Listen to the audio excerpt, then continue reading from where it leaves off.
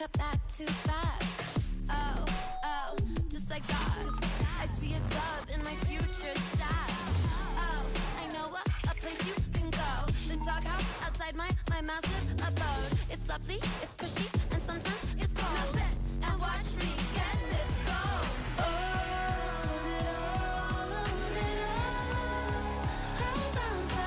I just want it all. I just want it all.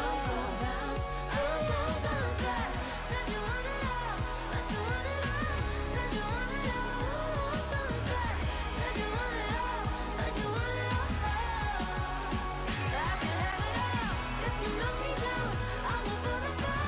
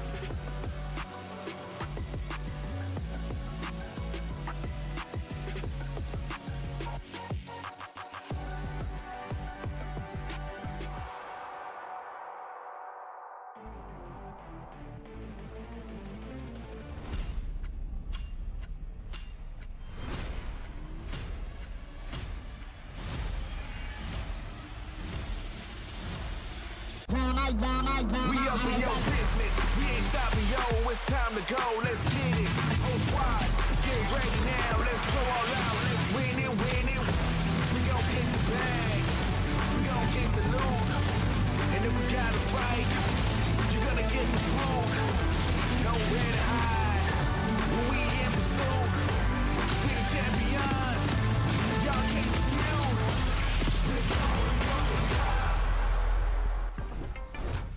Last night's Heat 1 was cinema, and now it's time for the sequel. We have got reigning land champions and former major winners in the lobby. Welcome to FNCS.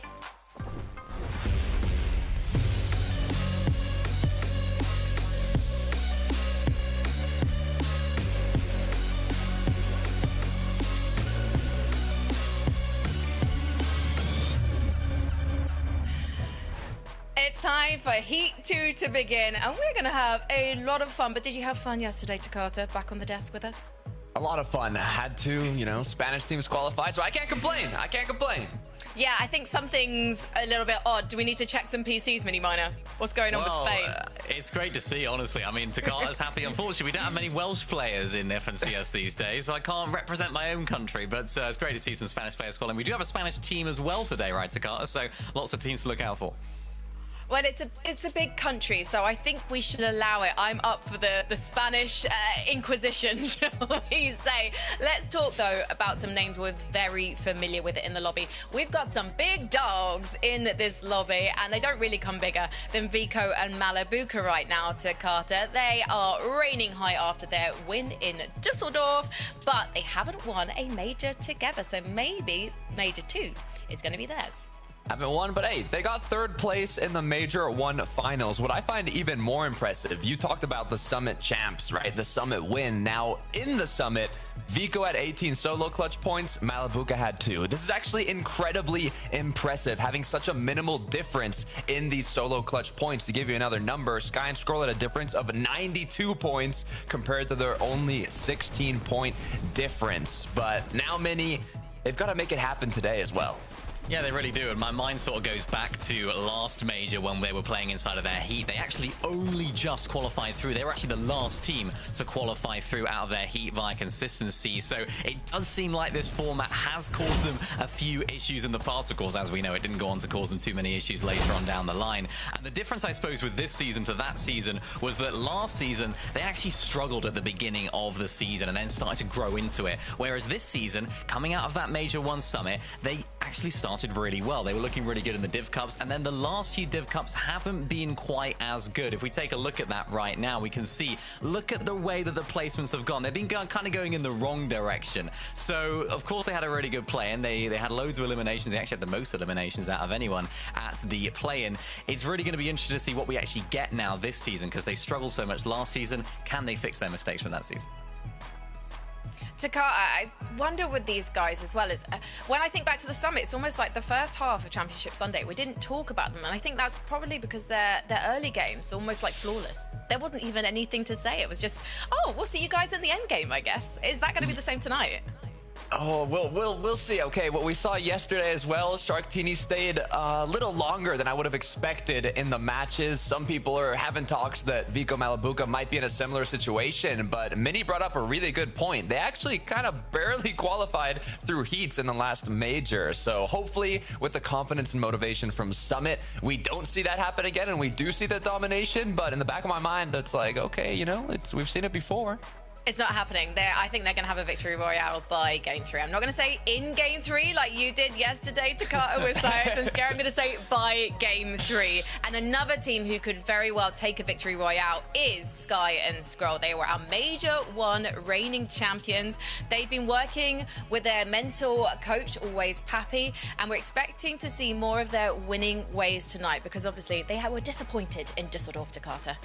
They were, but it was only at those final moments. You said yourself, they dominated Major 1, and throughout basically the whole day at Summit, they were also dominating the LAN. I mean, they were first place the whole time until that last match. They went down off spawn, had a devastating finish, dropping from first place to fourth place. I mean, I talked about the solo clutch points. This team has been absolutely titanic in terms of being able to play both as individuals, but also having very solid chemistry as a duo and being consistent. But is that devastating finish, Mini, gonna add fuel to the fire? How do you think they're gonna play today? Well, I hope it's going to add fuel to the fire, because last season, as you mentioned, they looked really, really good. And a big key element of that was their fortress of Battlewood Boulevard. It seemed like any team that went there, any team that tried to contest them, they wiped the floor with them. And that's what, of course, happened in the Major 1 finals. Unfortunately for them, it didn't happen at the Summit. And now this season, they've decided to make Frosted Flats their home. And obviously the big question is, can they now continue to make this place a really good drop spot for them? And so far, so good. They are actually contested earlier on in the season in the Week 1 Divisional Cup and the Performance Cup by Vidil and Dew, and they absolutely destroyed those guys off spawn, and then continue to develop those strategies at Frosted Flats now as well. And if you remember at sort of Battlewood Boulevard, they had that strat where one of them was outside the POI looking for surge tags, and one of them was inside trying to get some of that loot. And they've kind of adapted that strategy this season to actually do it in the new POI of Frosted Flats. One of them builds up a massive base, tries to look for some surge tags, get all the heals up there, and they actually take advantage of a lot of teams actually rotating to them in the storm to try and play for those vending machines. So keep an eye out for that strat again today. I love that only a couple of seasons ago, I feel like we saw the rise of Dom and Demas, and now we would consider them to be big hitters in this lobby and in a grand finals lobby as well. They are a team that's going to fight until the end, to Carter. Is that going to get them a victory royale, though?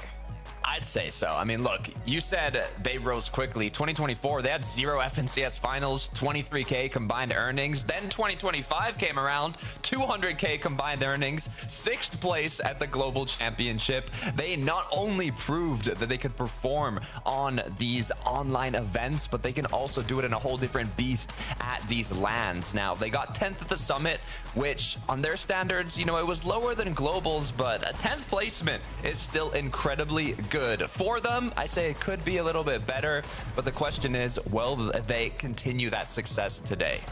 Yeah, the key element of these guys is sort of last major, was the fact that they were just switching up drop spots all the time. I just spoke about Sky and Scroll making Battlewood Boulevard their home. Demas and Dom couldn't quite find that last season. This season, they've tried to make a new drop spot their home of Sunken Shores, and unfortunately, things haven't quite been going as well for them. The first 2 Div Cups, they were contested by Khan and Faded. They didn't do so great in terms of their performance there. And then, of course, in the Week 3, they were uncontested. So you'd think, yeah, they're going to have a really good time now. They're going to finally make their or stake their claim here in this season, but again, not an amazing performance. So really interested to see actually how they perform today, because of course they are uncontested down there, and the fact that Reason and Khan, who also landed this drop spot, didn't qualify through yesterday, makes today so much more important for Demas and Dom, because could they potentially have that drop spot uncontested come the grand finals? Well, it's a set lobby, and this is the Heat's Not Grand Final, so I think Demas and Dom are going to be cleaning up. But let's head to our casters, Taco and Levin 2K, because I know there's a duo that Levin in particular is very excited for. There is a lot of very solid teams cooking in this Heat number 2 here today, Levin, but Frankie hit the nail right on the head. There is one in particular that has been a little bit of a standout feature from the rumblings of the underground. Absolutely. I think when you're looking at the near big dogs, right? Because that's what they were basically highlighting. You got to look at Cringe and Twy with the form they've been in EU. This is a team that I'm very excited to see how they fare in this major finals. Of course, they're going to have to get out of this heat, but I think they're positioned to do so. Taco, Cringe and Twy have both been, you know, just very impressive throughout this year. When you look at the last Div Cup final that happened, Twy himself had the most elims of any player in the Div Cup. I think both of them are firing hard right now. This is going to be a test for them, but I think it's one that they will pass with flying colors, and next week will be the bigger test, I'd say. They're just one of those duos that always finds themselves consistency, making it through into the finals events of whatever tournament they seem to be participating in. So definitely really excited to see how things shape up for them here today, but there's more to talk about, so we'll get it back over to Frankie. Thank you so much. We've spoken about the big dogs. Now maybe we speak about the old dogs. the middle-aged dogs. I'm not really sure how to put this because these guys, they're not old at all, but they do have big reputations. And some might say their reputations are behind them now, but hopefully they'll correct us all tonight because there's one duo in particular that I have fond memories of. My first ever FNCS major was back in 2023, Major 1 of Chapter 4, and it was won in a very memorable final by Merstash and Tayson. They've gone their separate ways, haven't found the same success for Tayson. Merstash obviously notably is a global champion now, but this season, Mini Minor, they've had to try and find success with each other because it hasn't been going either of their ways. Yeah, I'm glad you mentioned that win, of course, in FNCS, because that was a really big win for both of these guys. And Tayson in particular has got a really interesting story when it comes to the duo format. Of course, they won that first major of 2023. They got second in the one after that. Then in Major 3, they got 15th with Mustache. Then, of course, Globals, 15th. Then they thought, okay, let's go our separate ways. Remember, Tayson picked up Veno. Guess where he placed? 15th in that first major of the next season of duos. They got 11th in the next major. And then Tayson actually went all the way over to NA to Carter and said, ooh, I'm going to try my luck there. And they got 15th again. So it just seems like Tayson has this run, or the last time we had duos had this run of just 15th and not great performances. But then last year in trios, Takata had a pretty solid year. Yeah, you can see Major 3 5th, Major 2 7th, Major 1 7th. These placements are actually very good, but when you're coming from the expectations of back in the days, Tayson was considered maybe even the GOAT, literally overall in Fortnite competitive. He was playing incredibly well. Then he got the 15th, then we went to 25, and he started doing pretty well, but they were just expecting him to get first, to win everything, and if you don't do that, you know, it kind of slows down Mini. Yeah, it does. And then it brings us to this year, of course. Started the year playing with Ghost, had that experiment, of course, with a younger up-and-coming talent, and they never really looked that convincing throughout the year, of course, then not qualifying through to the summit. So now it's really looking difficult for Tayson. I'm excited to see what we actually get from Tayson and Mustache, because they're a duo that have just formed here going into the play-ins and reformed, of course. He's got back with the X. Is it going to work out for them, though? Because it's like, are we going to get that sort of 15th run of duos, what we had with Tayson, or are we going to have the Tayson and Mustache from early 2023? That's the big question for me. My heart is saying yes, but my head is saying never go back to your ex, guys. It's not gonna work, but let's see if they can prove me wrong. And let's see also if a Danish duo is gonna cement superstar status today, because for Doxy and Marius, we were talking about these guys all of last year. Chapter 5 was really theirs to lose. They might not have picked up a global championship, but they did pick up a load of plaudits. This season, not so much. So now together, I'm wondering if we've got a new super duo on our hands, Takata. Yeah, it's tough, right? You think back to trios. Redoxy could have been the best EU trio, if not in the world. The issue is their globals performance just didn't go quite to where the expectations were leading up to that event. Marius stayed pretty consistent until duos this year as well, 13th with iDrop, but neither player made it to the Summit Finals. These are two elite players that not only should have made it, but also performed incredibly well in them. So, you know, now we're in heats again. We're still in duos. I really want to see something happen from this team, Mini.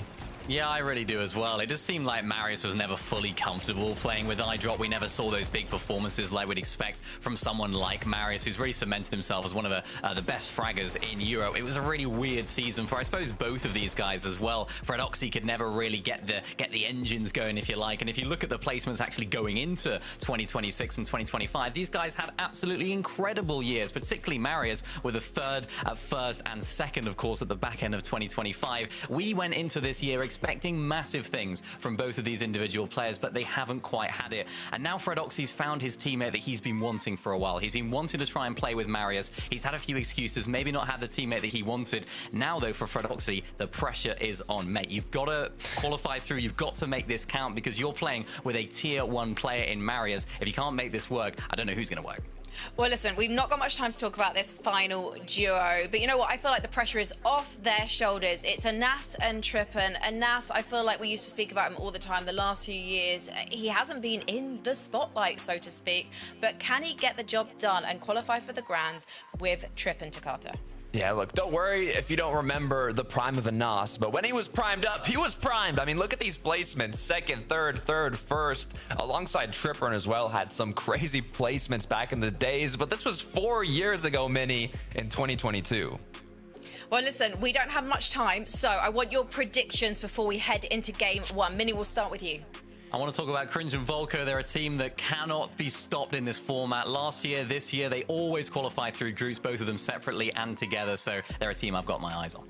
Takata? Harko Kire winning game 2. All right, I'm going to say Anas, he's our man. If he can't do it, let's head over to game 1 with Levin and Taco.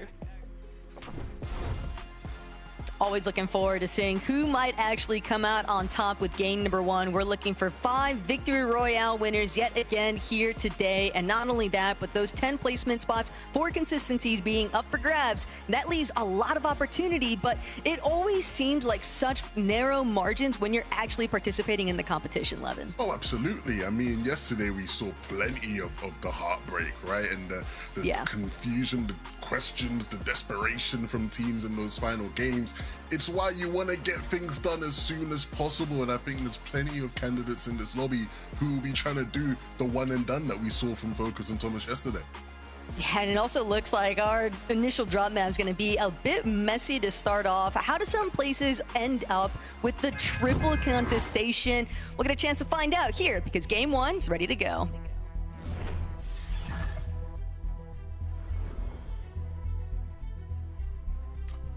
Another heat, another 15 teams will make it through to the FNCS finals next week in EU. And like Taco rightfully mentioned, we have plenty of interesting off-spawns to watch, and we're going to start hot here in Sinister Strip.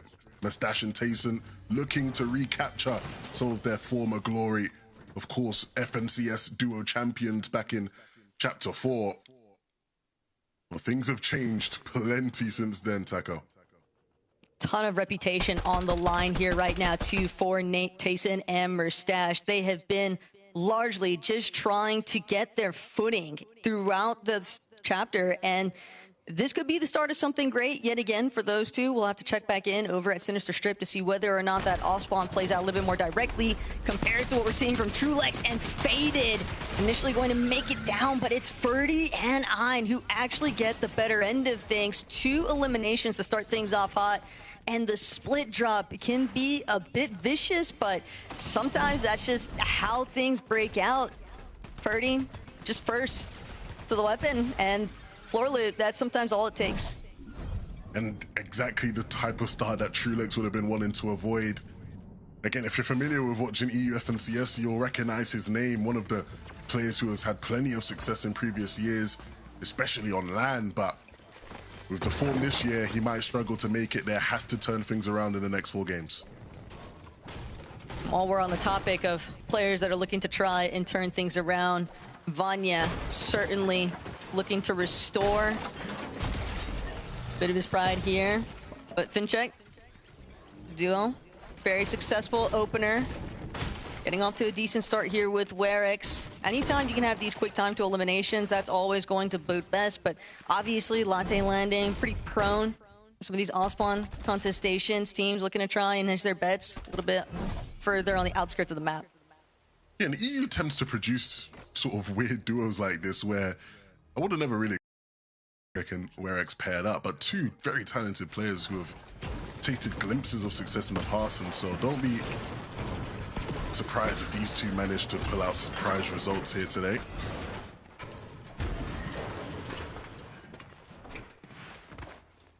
Golden Grove seems a little bit more steady for the time being, but bound to get a little bit rowdy here soon enough. Hydra and Lixium on the other side of things, though. Just trying to see if they can escape, but Vico and Malabuka, they'll have none of it. No one is allowed to encroach anywhere near this northwestern position on the map, and Vico, with this first cleanup of the game, Lixium just going to be left sort of try and see if he can escape. Yeah, it'll be interesting to see what version of Malabuka and Vico we get today. Of course, there is no doubting the talent, the ability. Vico can just charge at you like this and he's barely gonna miss. But the question, Taco, we've seen it, I think we see it across all different types of, you know, competition, whether it's another esport, whether it's in real life sports. I know the examples I usually go to are football, right? We see it in football a lot. When a team wins the league early, right? The rest of the season almost becomes, you know, a bit of play, right? They tend to drop results. And, you know, the Fortnite translation to that is, since the summit win for Vico and Malabuka, it's been a bit, you know, here or there, we'll say. And I think they both acknowledged it. Yeah, like we've sort of just been on holiday mode because we obviously have won a LAN and we've qualified for global. So hopefully they do show us a bit of that summit form today. Quick thing that is important to note, though, is that Vico does seem to be in form heading into today's competition, but he's not the only one trying to really shape things up here. Marius sitting, hiding a bit, waiting for the prime opportunity to strike. Meanwhile, Battlewoods, this is one of those areas I was just referencing, the triple contestation, already trying to shake things out here, but Snaily and No that recognize the fact they still got at least one other team to potentially contend with here, and not to mention the third-party contestations that could always start to play a part here. Medius and Verdoxy, though, just seemingly sandwiched currently over by Golden Grove. They've made quick work of moving out of the cluster coast, but this is not the direction that they wanted this fight to actually pan out for them, as Ivan is actually going to get credit for that elimination, and now Marius just sandwiched between two separate duos, and he's gonna have to play for the reboot. Yeah, he did really well to just pinch Fredoxy and get him out as quickly as possible. I wonder how they ended up finding him. Let's see, you know, Fredoxy's one to lurk on people. Maybe he got lurked on there himself, has to be careful, but Marius should be able to get him back in this one. Cringe and Volko, the other Cringe playing in this lobby today. There are two, as confusing as that may be for our viewers at home.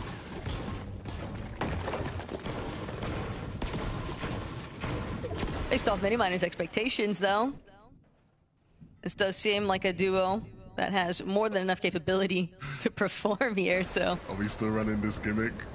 Miniminer predicting Volko to win in any competition he's in. Fair enough. Oh, look, speaking of gimmicks, we'll keep it going then. Frankie's going to be very excited to see how Pink and Haris do today. Of course, a big Pink fan. Who isn't? And Haris, a player who, again, I think we've seen so much talent from him in the past couple of years, but still waiting, I think, for that big performance in a final, and we'll be hoping Pink can get him there today. One quick way, though, to build a bit of confidence momentum for Anas and Tripper would be to come out on the better end of this box fight. Tripper, though, just not really finding much of an opportunity to heal. And looking back over towards Yanis and Rax. Difficult duo to tango with, and Tripper has been knocked. Rax, very fresh up-and-comer, and certainly delivering on expectations as of late in his fragging abilities. But Anas, while he's lurking about in Heatwave Harbor, he might actually be able to leave the area unscathed, but it's still just such a rough starting position here. Early enough that you can make a play for the reboot, but understanding that there are so many other duos already looking for that same opportunity, he's likely going to have to play inside of the storm for quite some time, and the recovery tour could take a bit. What a throwback of names as well it is right now. What year is it? 2021? We got Janice running down. Anas and Time machine. Rax has snuck his way in though, and of course he, I think, is probably the brightest star right now in that Heatwave area. And I think he's going to continue to make a difference in those fights if those two teams do continue to fight. Interesting, Yapko and Panzer, I think, probably going under the radar a bit. Well, you'd probably expect a good day from them today. And speaking of good days, doesn't get better than these two, right? Sky and Scroll. I think the analyst touched on some of their summit woes enough, so I won't remind you all, but ultimately this is a team who won Major 1 in EU, and they'll be looking to repeat. Been in good form of late, Taco, and I think this heat will be a matter of when, not if. Without a doubt, but those growing pains are really where you can start to see huge player development, which makes it so exciting for a fresh duo like Sky and Scroll. Also, like to highlight, you know, their recent performance in the Eval Cup, a couple of fresh wins in those finals. So, rolling into this weekend, very much appearing in that form that we saw from them earlier on in that Major 1 finals. Comes as no surprise. Darm Deemish looking to get a little bit active here. Izix and Ivan probably wishing that they had better methods of escape. Everyone kind of flirting with this edge of zone, but it's Deemish and Darm. They got the surge they were after, and they're ready to keep it moving. They don't necessarily need to go all out for these early eliminations to be secured. A lot of teams definitely trying to prioritize just early positioning, early rotations, and making sure that they avoid some of those woes that we saw plaguing teams in yesterday's competition. That Storm Surge just becomes such a consistent problem. And you see players all the time trying to reevaluate where can we establish Surge earlier on so that it doesn't hinder us as heavily. At moments like that, where you just don't want to get too greedy with it. Darm and Deemish, enough experience to recognize a win when they've got it. Yeah, I think it becomes difficult in this lobby, right, where you have so many people with different motivations throughout the games, right? You have the people who are just really trying to focus on doing anything to sort of qualify and get a win, almost in like an eval style of play. You got people who are trying to play to condition for next week's finals. You know, you have people who are just trying to figure it out, who are playing in their first finals of the season, maybe even, you know, there's just so many different teams with so many different motivations and angles throughout, and so it can be difficult. It doesn't always track one for one with maybe what you've been doing in div cups and scrims, etc. So the best of the best figure it out. I think Yarko and Kira are a team that some people will be predicting to figure it out over the course of today. What do you fancy with their chances, Taco? Harko and Kira, I think, are one of those teams where they have the potential for sure to make it into the finals, and I would definitely anticipate them to be a duo that makes it in off of consistency, if anything. If they manage to catch a Victor Royale in one of these 5 lobbies, that also wouldn't shock me by any means, but know just how difficult a Victor Royale can actually seem in moments. Zanas fleeing for his life currently, but Tradox and Shewa, as they fully recognize the fact that this is a peak opportunity to get some additional surge. Granted, they just don't want to take too much return fire, otherwise that pretty much spoils the process, but Anas is not making it easy. He is sending them for a chase. And eventually comes to enough of a pause here, going right back up the Ascender, and they'll be more content to just take control of the vendings. Yeah, but I like how careful they're being, right? They're not just hunting them down willy-nilly, right? Making sure that they're careful to clear the right angles. Of course, it was probably favorable that he sort of ran straight into their builds, right? So they had control of the edits. But I think the story between these two isn't quite done. Unless and Trippin have got to be careful here as they exit, because I think these two will be more than ready to get some free damage. And this is part of the problem, right, with having those early instances of you lose one of your duo members, you have to play for the reboot ban, so teams like to just sort of set up those ambush points deep in the storm, expecting somebody to run their way towards that edge of the map, because they're just looking and hoping that it's going to be an abandoned area a little bit later on into the game, but definitely not always the case. Teams kind of recognizing the fact that Surge has got to come from somewhere. For Strokey and O'Reilly, maybe not rotation they were both hoping for right away. I'll have to check back in though to see where they're headed. Vanya and Nafrizi, though, really can't stress it enough. There is a ton of pressure, I think, that's been riding on Vanya's shoulders, and Nafrizi too. I think this is one of those instances where Nafrizi is really trying to prove that he's got what it takes and more than that to compete at this scale of competition.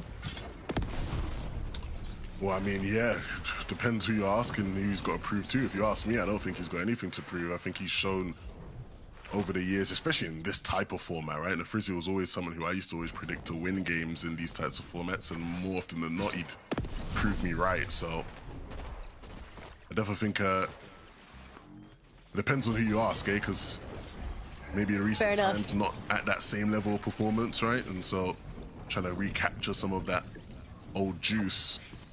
I think he's still got it in him. It'll come down to how he plays the end games. That's the case for a lot of these teams. whether they choose to play height aggressively or not. For Doxy, they might not have much choice depending on how he handles the rest of this rotation. Bit of a doozy for game number 1 here, it seems, for Doxy and Medius. 165 below, left as a solo. Still a handful of teams behind, but Fred doesn't really have too many opportunities in store currently, especially not with Surge bearing down on him. You just have to start trying to figure out where you can send shots, but unfortunately, the line of sights aren't always necessarily there. He's bound to be able to hear those audio cues off in the distance, but doesn't have the means to actually head that direction outright, kind of just hoping that one of these teams starts to rotate a little bit closer to him so he can start looking to apply some damage here. And he needs these shots to connect. Whatever leftovers they might be, can only survive 3 more ticks of Surge, and at this rate, Levin, it just doesn't look like that opportunity is ever going to present itself.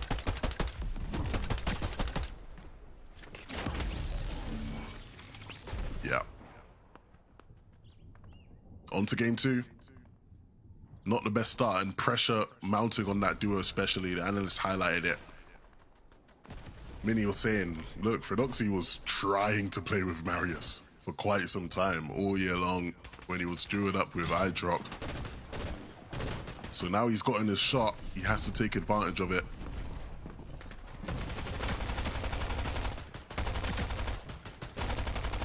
Feel like we're just watching Major 1 finals right now with Sky and Scroll. Always just boxed up in a prime spot, able to apply additional surge damage and just good pressure, preventing anybody from rotating through them. It's always nice whenever you have a little bit of that control of the lobby, but to wait and see how they continue to utilize it. Alabuka and Vico, though, as long as this duo is in the lobby, that's always going to pose a threat. Sky and Scroll's overall game plan, given that you can almost expect that at some point Malabuka and Vico are going to try to send it for height. Absolutely.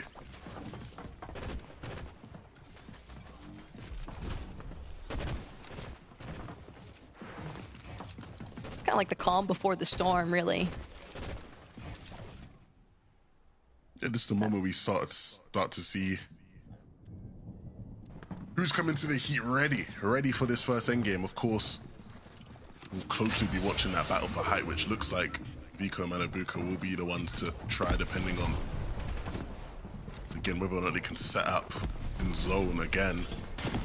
There'll be a couple teams in this lobby, I think, who will want to try and go for it, so they'll have to be careful. Yapko and Panzer, I think if they're going to have success in this game today, it's going to come down to how in sync, what their chemistry's like on those mid-ground layers. We know both of them, when they're in flow state, are not a duo you want to be battling for a layer with. Do always find it a bit interesting, though, that they had that brief circumstance of splitting for a moment, and then they wound up going back to each other in the end of it all. Sometimes that's all a good duo needs, just a little bit of a break to recognize that their habits actually lend quite well to each other. It's Fika, Malabuka still staring down where the rest of the lobby is at. It is rather early on, though.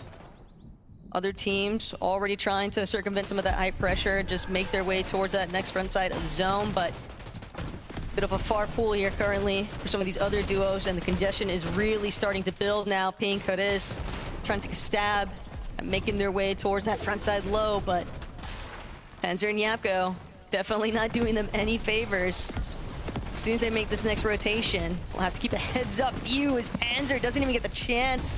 That's part of the problem with trying to escape everyone else's line of sight. You think you're moving with the rest of the pack, but there's always somebody watching, it seems like. And Raxiana's great heads-up play, but Rax already 6 eliminations in tow.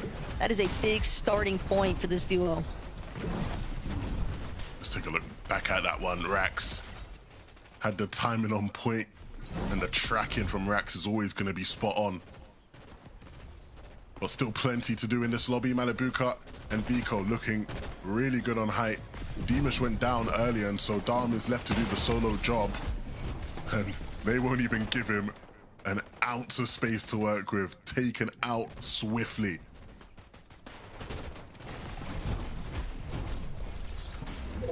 Heads up awareness though from Vika and Malabuka, keeping tabs on what's developing underneath them. Sky Scroll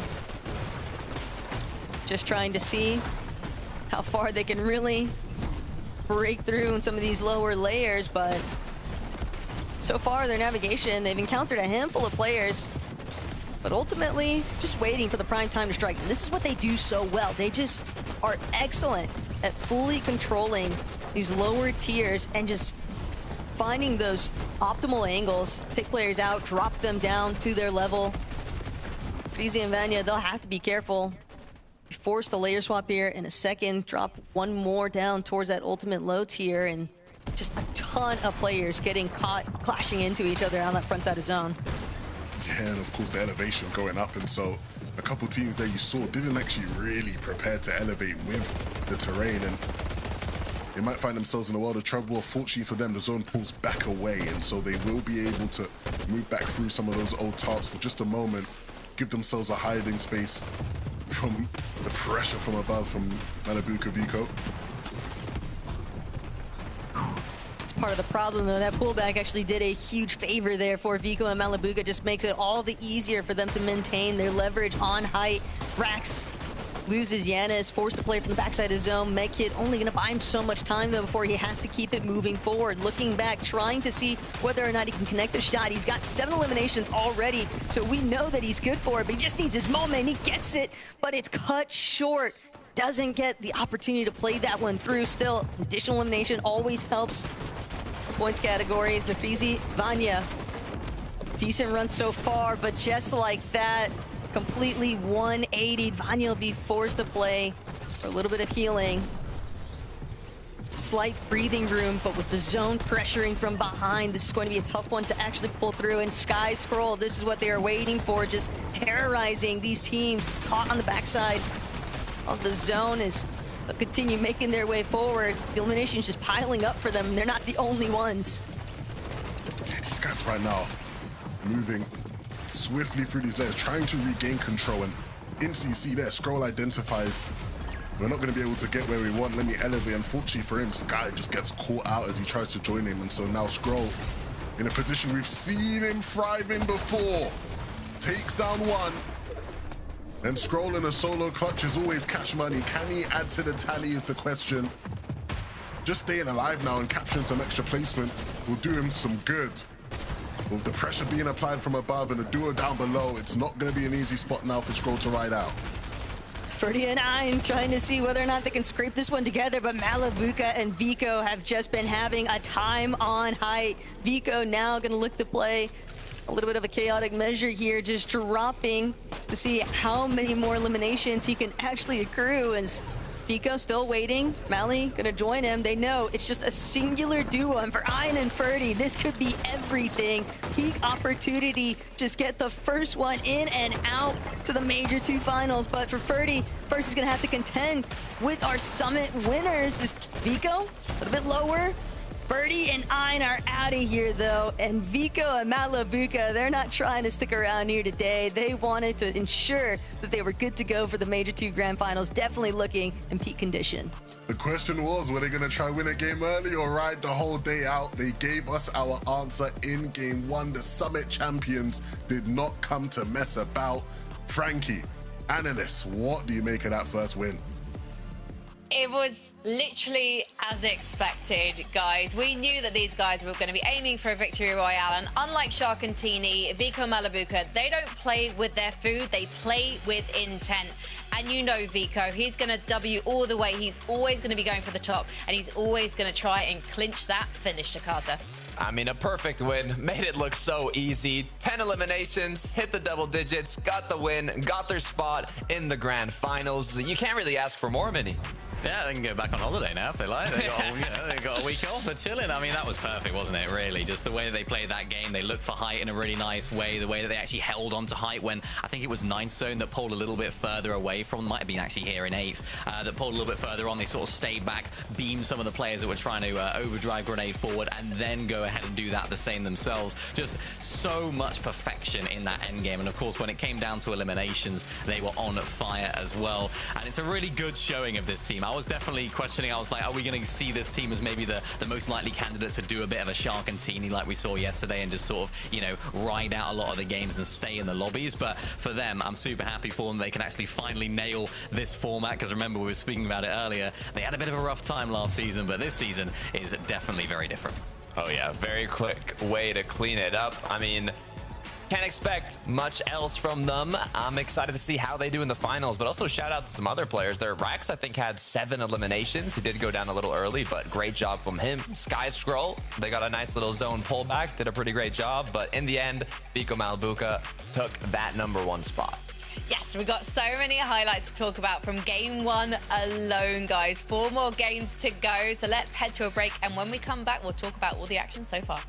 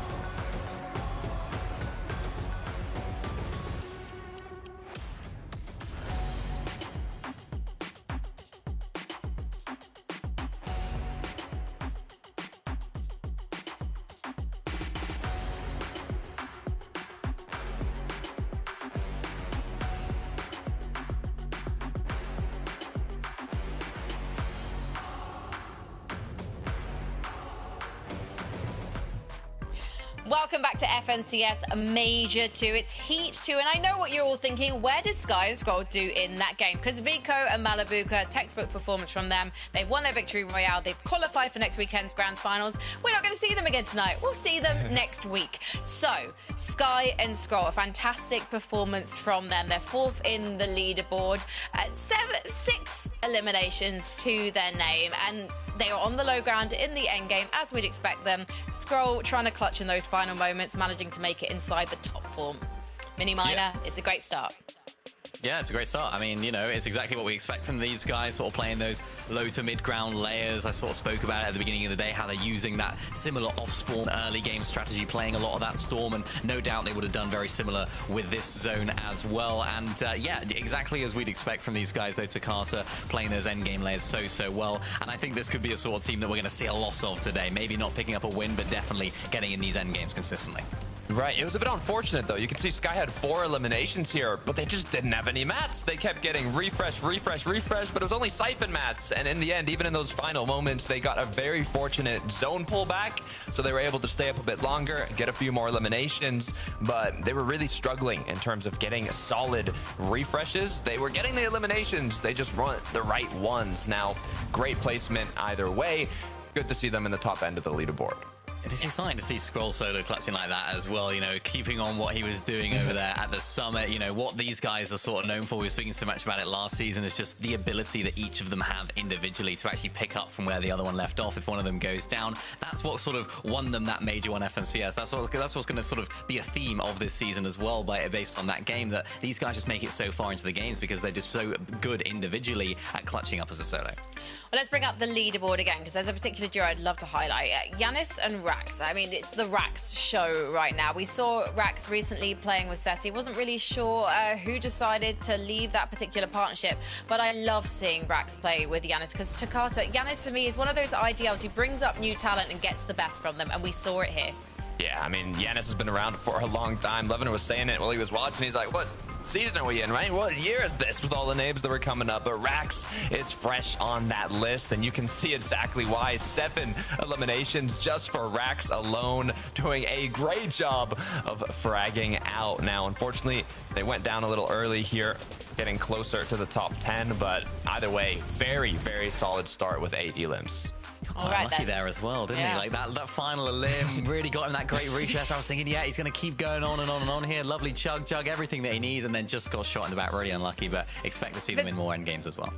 This is just game number 1, so 4 more games to go. Really excited to see this duo develop, especially as it's their first major together. Let's take a look at the leaderboard. That's my catchphrase for tonight. It's not very sexy. I'll have to work on that one, because the second place duo, Sanya and Craig, I don't know much about these guys. I think when you have these newer names, maybe they're not new at all, maybe I'm just naive, it's always interesting to see where they are now after 1 game and where they're going to be at the end of the night mini-minor. Yeah, I mean, a great game from these guys. I think it was a 3rd place overall in this particular game. And of course, this is a team that don't have too much FNCS Grand Finals experience. I believe Sanya only has 1 of those himself. Or actually, no, not at all, actually. I just correct myself there. He hasn't actually got 1 at all. So they actually made a Div Cup this season, Sanya. So it's going to be interesting to see actually what they can end up doing when it comes to the rest of these games, because oftentimes you do get these random individual pop-offs from teams that maybe don't have as much experience. The better teams then, the teams that are going to do well at the grand finals, are the ones that can then continue that throughout the day. So hoping to see more of them in the end game. Yeah, they also drop at the south side of the map, and they're contested by Vexy and Caspi, so having that early game contestation does make it a bit difficult in terms of consistency. So getting a big game like that so early on really puts you in a solid spot to qualify, at least through consistency, if you don't get that win. And there's 10 spots up for grabs in terms of consistency. There's 5 game, which just means 5 victory royales, 5 golden tickets, as I called them, through to next weekend's grand finals. And that's such a great opportunity for these duos, because really, if you're one of these new teams, you just need that 1 big game, and you can find yourselves in your first ever FNCS grand finals. That's one of the things that's so exciting about this. Let's draw our attention, though, to the team that came second in that situation versus Vico and Malabuka, Ferdy and Ein. They're actually in an off-spawn situation right now versus Trulex and Faded. Those are some big names, and yet the small dogs, they came out on top, Takata, which bodes well for these guys. Yeah, I mean, Heat's always full of surprises, and this is one of the surprises, but they came out on top in the first game. We got 5 matches to play out, all right? So I'm sure this story is just getting started, mini-minor. Yeah, well, that's exactly what it's all about, right? Those guys won the off-spawn. It made it even more important that they actually went ahead and did well in that game. They did just about as well as they could, of course, getting second place there behind Vico Malabuka. Now it just begs the question, can they continue to do that? Because that drop spot they land at, that sort of cami split with the zip line, is quite 50-50 at times. So if they lose now the next game, it just makes each and every game that they do make off-spawn just that much more important. Can I also ask about Yapko and Panzer? We didn't see them make it to the bitter end of that particular game, but they're definitely a duo we'd expect a lot of things from. Am I wrong in thinking that they were going to break up? Oh, we don't have time to talk about it, but maybe Levin 2K and Taco know the answer because they're playing together in the lobby tonight. Well, Frankie, sometimes, like we kind of touched on in game one, you need that little bit of a break to realize that maybe this is actually what was working best for me in the first place. And a big takeaway from that first lobby, Levin, is just noticing that teams that are making it to the end game, getting a strong placement in your first couple of lobbies, that could be the ultimate difference maker for finding yourself inside of that consistency threshold for later on in the placement section. See, Taco, you're much nicer than me. Because what I was going to say is, Frankie, maybe next time listen to the commentators, yeah? Because we already talked about this, and they did split up, but now they're back together, and here in Game 2, they get the chance to show us what they're made of. Game number 2 starts now.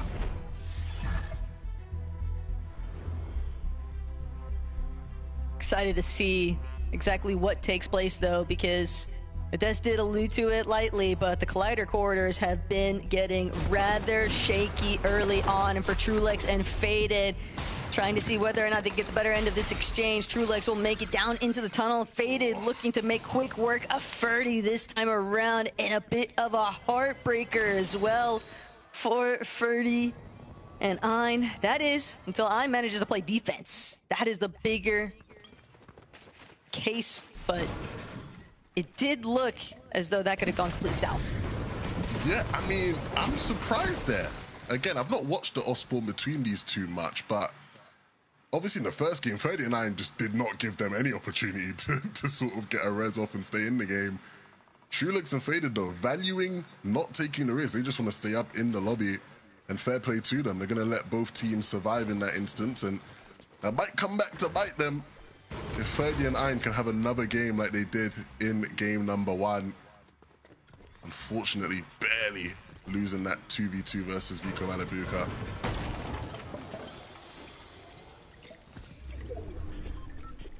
Anytime you make strong duo like Vico Malabuka work for it, though, just goes to show there's still plenty of talent that's looking to try and get their spot on the battle bus.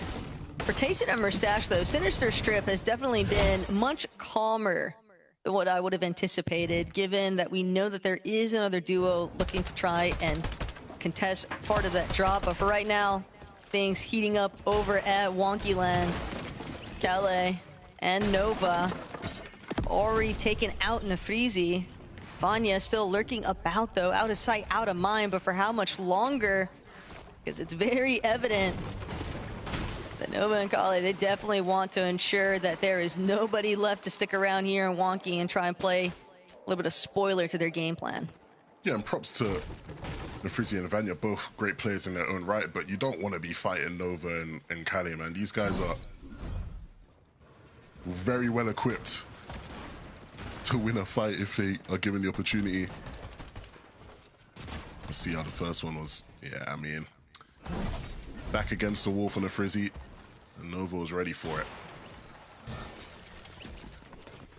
Can be such an awkward spot to fight when you get trapped inside some of those sections over by Wonky, but other teams also trying to continue some success.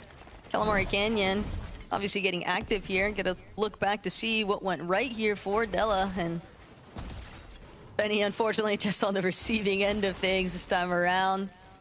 Really solid collapse by this duo, one after the other, just making it look that honestly a bit easy there. Back over to Heatwave Harbor with Rax and Janice, who we saw some impressive moments from Rax in that last game. And this time around, it looks like they're not going to have to deal with Anas and Shippen, who were causing some issues. Issues that they did handle pretty well, to be fair. Of course, they came out on top there, so that might change things for them as far as early damage goes. They might have to look for it elsewhere. Of course, one of the other duos in this area is Osku. So this fight here between Osku and Poison going to be very significant for both teams now.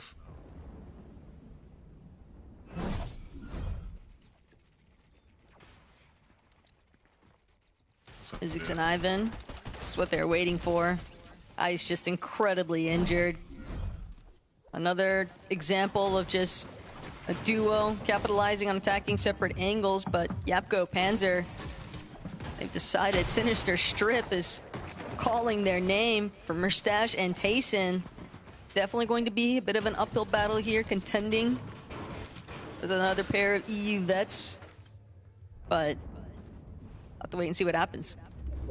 Yeah, and I guess it's interesting, right? Because Tayson and Mustache in game one, we saw them having to deal with Poison and gaps, but this time around, those guys aren't here at Sinister, but that doesn't mean things get any easier because Yapko and Panzer look to infiltrate the POI instead, so we'll see whether or not there's any harmony between these two duos. I wouldn't bank on it. Also seemed like Craig and Sonya. Is this a clip from last game? Have they just like taken the? I swear this was the exact same situation last game. Same drone shot and everything. Something about Sky and Scroll and having an established Surge base, plenty of loot and resources at the base of it, and one of them just securing Surge tags that they'll need for later on in this lobby. These guys just play so clinical every single time they're on screen. Yeah, these guys have been the blueprint for the whole year now, as far as consistent gameplay goes. Azat and Dandy Puzo, we saw them going down last game, and so I think the aggression here may be trying to make up for lost time. Azat's quick with it. And the Puzo trying to just get in, both attacking. Now both looking to pinch from either side.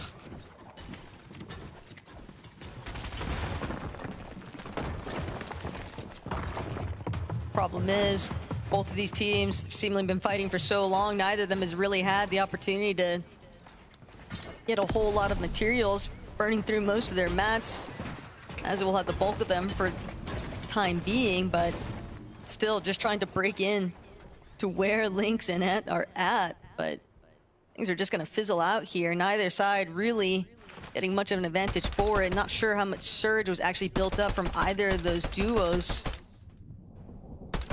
And they'll still have to contend with each other later on by the looks of things. Now Cringe, Volko, also hanging out outside of the Storm. These early Storm ticks, not really much of a threat. Just looking for an opportunity to see whether or not teams are going to look to potentially try and play for those early reboots. It's always a solid method, I think, facing out inside of the Storm.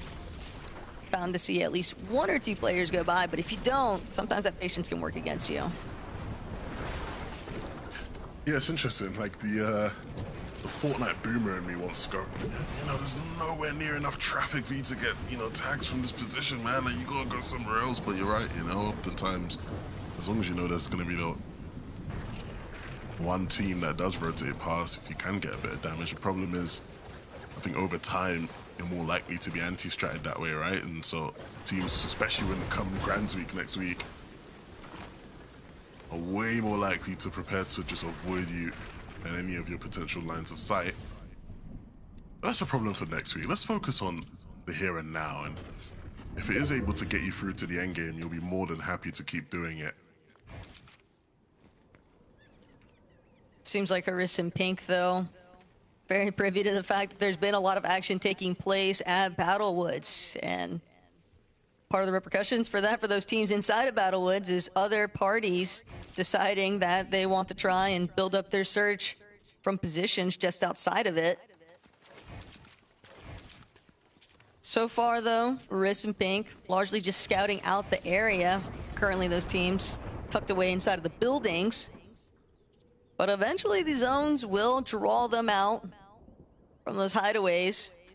And Nick and Arissa are not the only duo looking to be set up for it. Darm and Deemish, bit of a quieter game one, but this is also one of those teams, Levin, that you can always expect a big impact lobby from. Yeah, I think this is the type of team who, you know, everyone's like, okay, who are the big teams who are going to stay in the lobby all 5 games versus who's going to win a game? And Deemish and Darm always feel like a team who's just going to stick around for the ride, you know? I think they like the thrill. I'll say that now and they'll win this game. That's how it always goes. We'll wait and see. When you have teams like Darm and Deemish that are already qualified for the Global Championship, it is a bit nice to just have opportunity to experiment, see whether some strategies are ones that you actually want to commit to when it comes around for Major 2 Grand Finals. And I know that might be speaking a bit early in terms of their standing and their current points, but definitely expecting big conversions later on as Della and Alec certainly off to a solid start here again in game number 2. Getting a look back. And it's just going to be Shaywaz, Punish, Alex, and Della. 3 eliminations is certainly on the right track. We're getting that surge completely in their favor.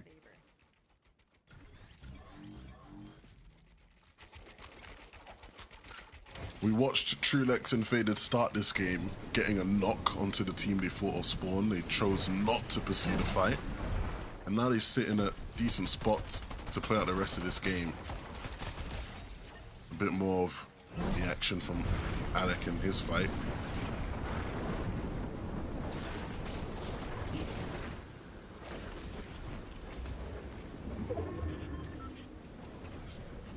A lot of idle basing, though, seems to be the current theme for some of these earlier lobbies.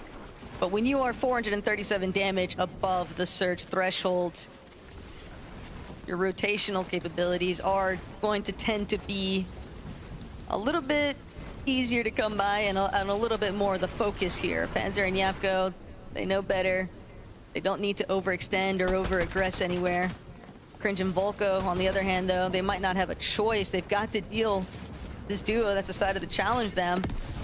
The problem also being burning through a decent amount of their materials for the mid-game. Sure, they'll be able to make it to the vending, but at the same time here, Lev, these fights that don't tend to go in favor of either side, I mean, sure, you've got the surge to deal with, but you're also just kind of losing time to get to where you want to be.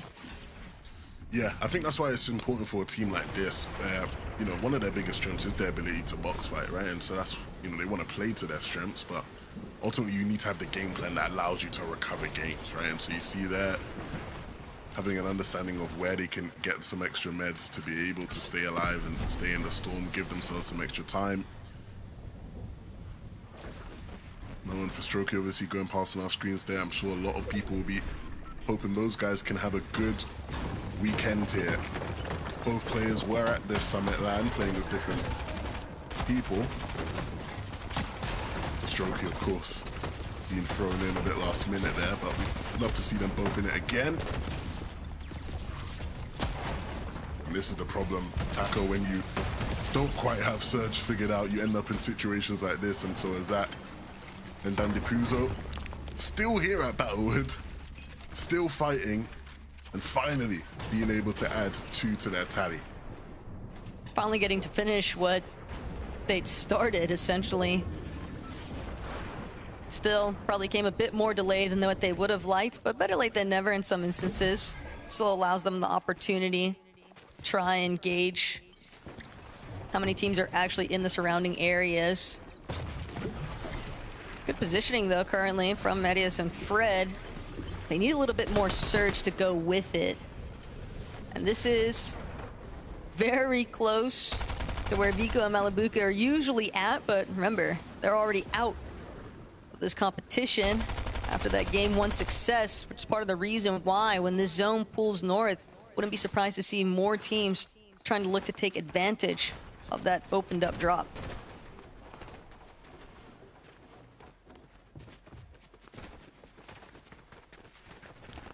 Tasting the mustache below and running in towards congestion. Their nade doesn't work. And so now they are really stuck in an awkward spot. Forced to use some of their heals and individually use a nade each. So what should have been one nade ends up being 3 used, which isn't often what you want. And still below on Surge and lost some timing. So ultimately the moral of the story here is they're not in a great position, Taco. They're gonna have to dig themselves out of a bit of a hole here. And right now it just feels like they're clawing at loose dirt too. Everyone else in the lobby trying to shut them off from those opportunities. But Mustache, where there's a will, there's a way. Still looking to see if he can collect on the second alongside Tayson. That first elimination, it is at least going to stem some of the bleeding from their HP off those surge ticks. And no matter how much time passes in EU, one thing remains true. If Mustache is on your wall, you're in trouble.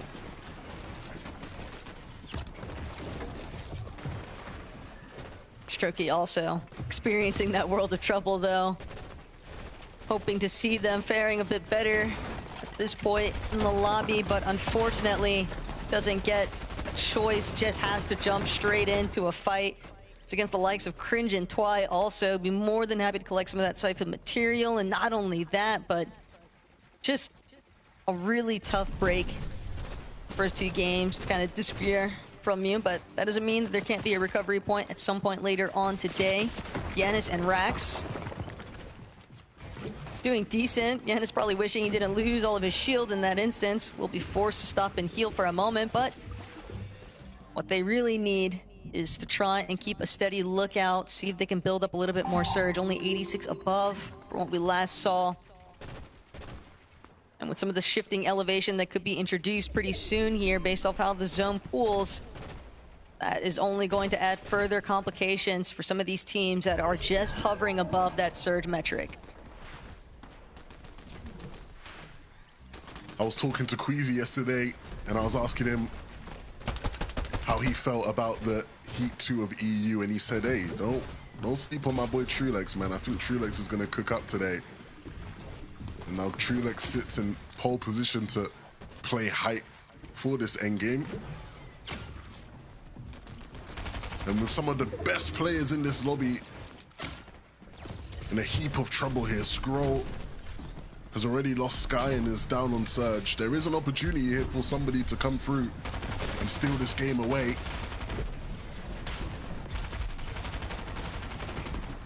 Never takes Scroll long though to connect some shots.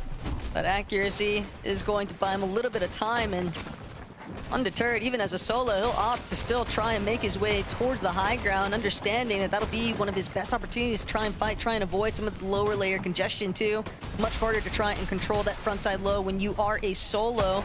So instead, from secondary height, trying to gauge whether or not there is going to be another opportunity for a refresh. Pink on her wrist, hovering just outside the mid ground though, just steadily breaking apart here as Fred and Mattias will take out Trulex on the high ground. Faded, left to fend for himself. That's one of them positions where it almost feels like you're playing some realistics. And in a realistic 1v1 for height between Marius and Trulex, I know who I'm picking every day of the week. Marius and Fred now hold the keys to win this game. They're up above with plenty of mats to work with. All the loot they could ask for, it's just about the execution now.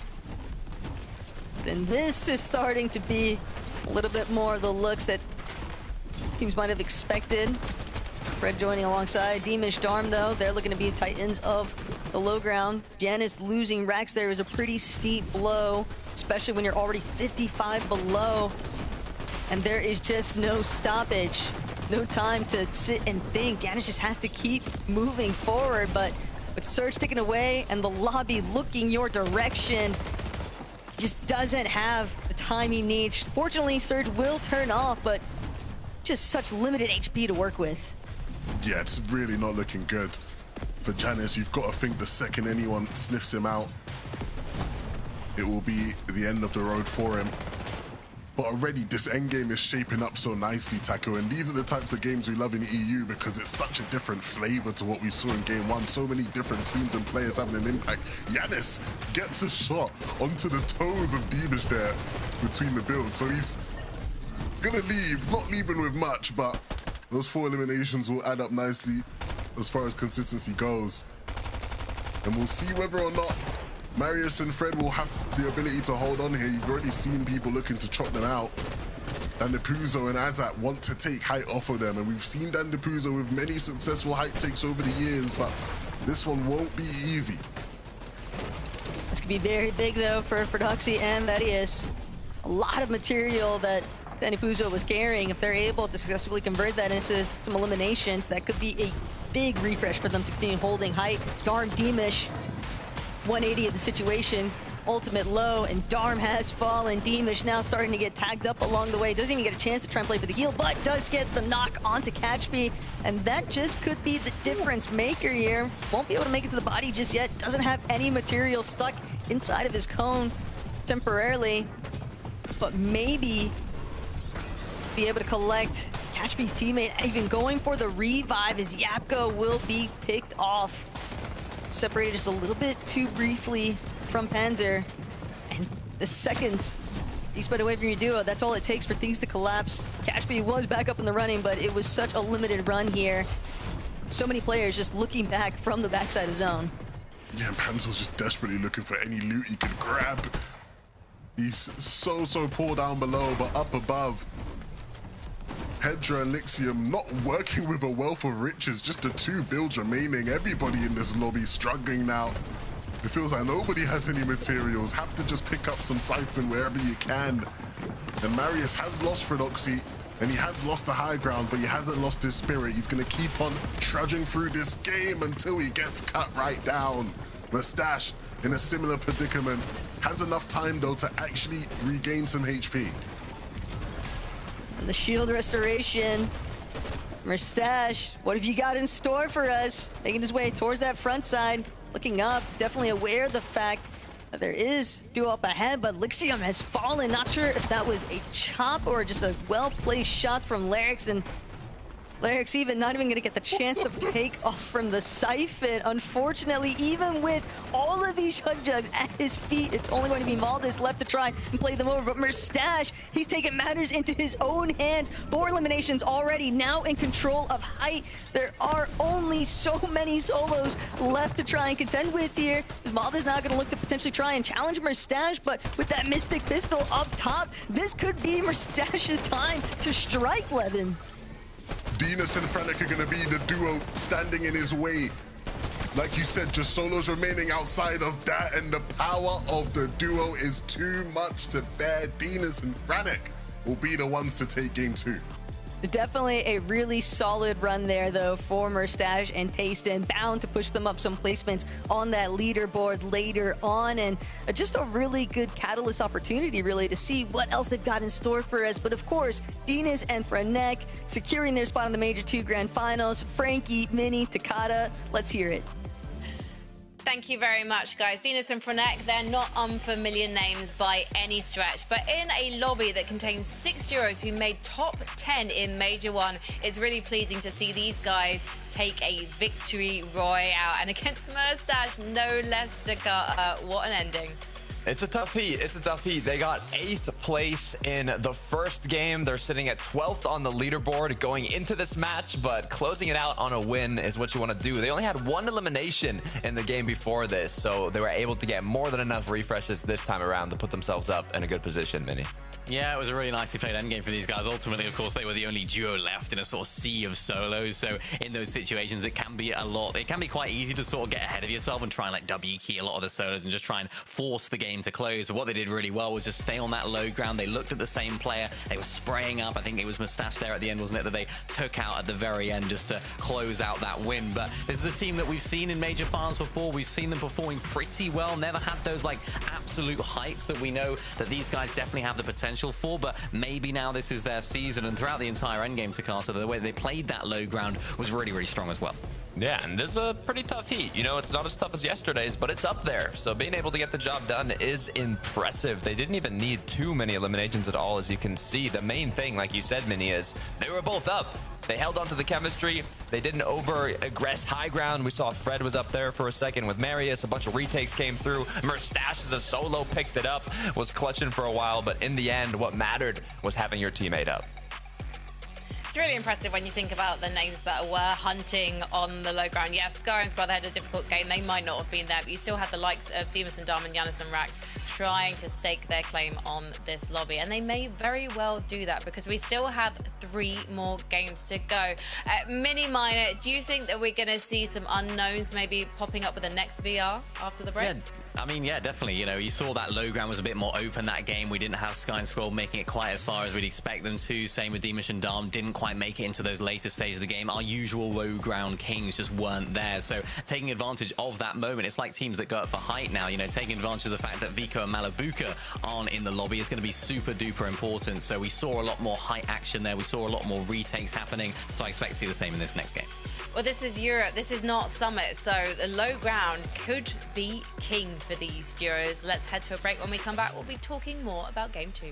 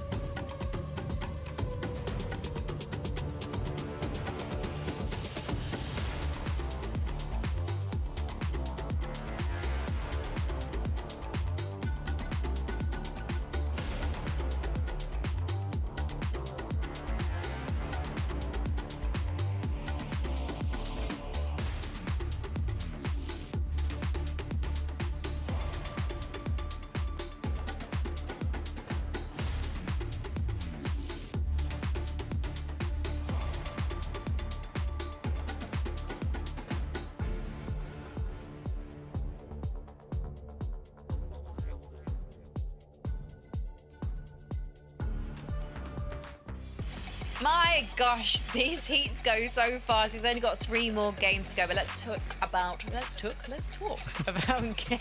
number 2. Yes, I know, Takara. I see that side eye. It's like 11-2K is back on the desk with me. Let's take a look at page 1 of the leaderboard. Remind ourselves of where we're at. Game 1 was taken by Vico and Malabuka. Game 2 by Dinas and Frenex. So that's why they're in 1 and 2. So really, we should be looking at 3 to 12 now.